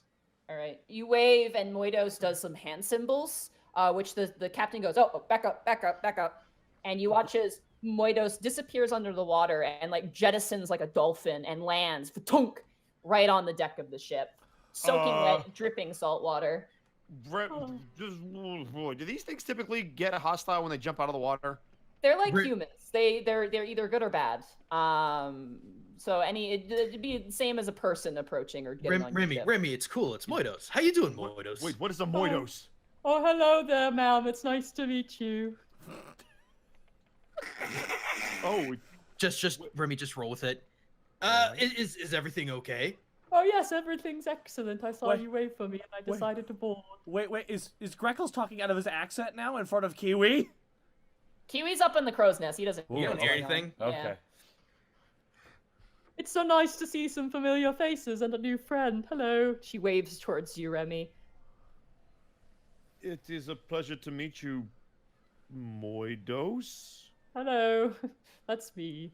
Yes, I'm actually on my way, currently escorting a salticant to the shores of Alivast. I'm going to be collecting salt for a little plant problem, if you recall. And she gives you a very obvious wink. Yeah. By the way, Moidos, we found one of your husbands dead in a coop. Oh, that happens. I've actually accumulated about 14 when I've been out, so we're good. That's crazy. Oh, thank God. Yeah, no, they Remy, again, just don't worry about it. they come and they go. It's just like a change in the weather. Well, you know, husbands just come and go. How long How long? What are you beautiful ladies doing out here right now? We're just shipping some goods. Actually, are the seas fine? Is there any danger? I mean, if there's any danger, there are. I've heard of some violent ships going around and raiding people, but I don't know the details. I don't ask about that. I keep quite deep in the water. I got my lights, so I can do that. With all due respect, madam, sir, madam, Madam. I am not a Madam.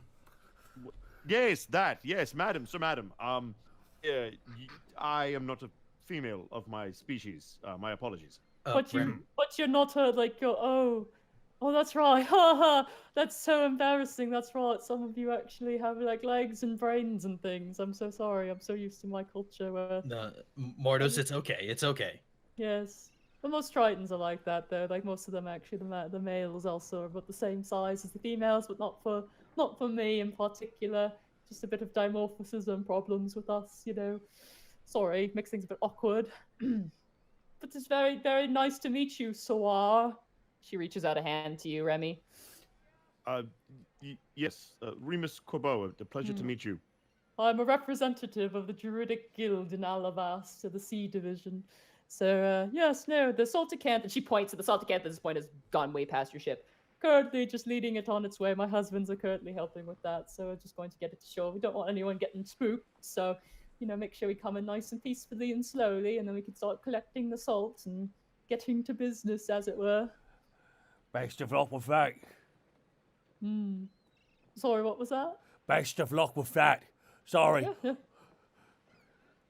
No, it's excellent. It's nice to say hello again. Most people don't wave at me. Most of them just get kind of nervous, so it's kind of nice, refreshing. Don't. That's silly. Yeah, it's so ridiculous. It's like, I put on my best smile and I present myself. What a grin! You have a wonderful smile. Definitely one of a kind. Thank you. Oh, That yes, is I a know. great description, Borky.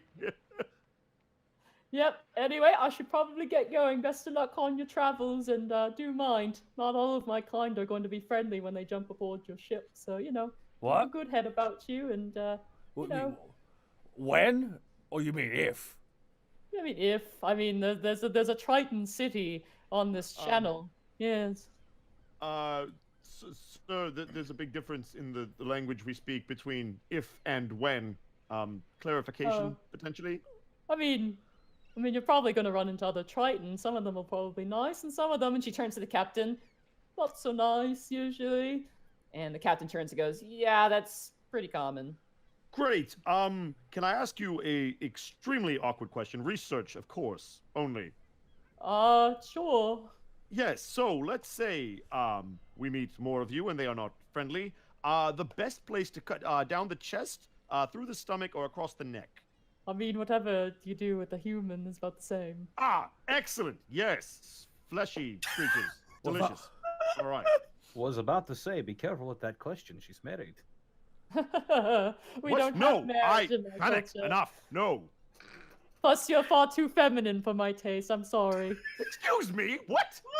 You have muscles and working legs. It's just, I'm sorry. What of that is? I feel like this is Angler, a basic angler, world. you are missing some huge anglerfish lore, my Out of character. Right now, you are so out of your depth right now, Bosco. Fucking bail. Yeah. Start bailing. I get it. Start In-game bailing Remy doesn't have a faster. clue. Start bailing Yeah. faster, buddy. I have to make mention. All I could think of was Zoidberg and Fry fighting to the death over Edna. So Fry, disemboweling with Fry. fatal or non-fatal. Well, whatever you gotta do, well- you know. Wait, what did you say? What did you say, Gaijin? It was so Fry, disemboweling in your species, fatal or non-fatal? Fatal. Large bet on me in round 1. Large bet on me in round 1. Thank you. That was much better. I can't do voices. well. That was very good. I like the way you do it. Anyway, very nice to meet you all. If you ever want to stop by for tea, just look for the pond in the Druidic district. There's actually a bit more to it than just ducks. And the shriveled fish on the floor. Do Yeah. you live in the pond? I do. It's actually like a saltwater fountain that they God, she's like Swan from Fallout. don't know who that is, but thumbs No, up. it's okay. It's okay. And she kind of gives one final wave, and she jumps into the water. And as she does, Remy, as you look down to where she dives in, you see these frogfish-looking things like bobbing on the surface of the water, kind of staring up at you. And she gives one final wave, and she dips beneath the waves, and so too do those weird frog-looking things. Welcome to the sea, my friend. And Clarence slaps your back, Remy. Yeah, I'm familiar with the sea. I can't say I'm familiar with that particular creature. We'll run into a few tritons, and he kind of like taut some of the rope on the sails and kind of like make sure everything is kind of going well as Kiwi's kind of keeping a lookout. You see lots of interesting things out on the sea. A lot of nothing, but when something happens, it's usually quite big. Be nice to have you aboard. All right, off we go to Canary's Perch. And that is where we will end the session for tonight. Woo!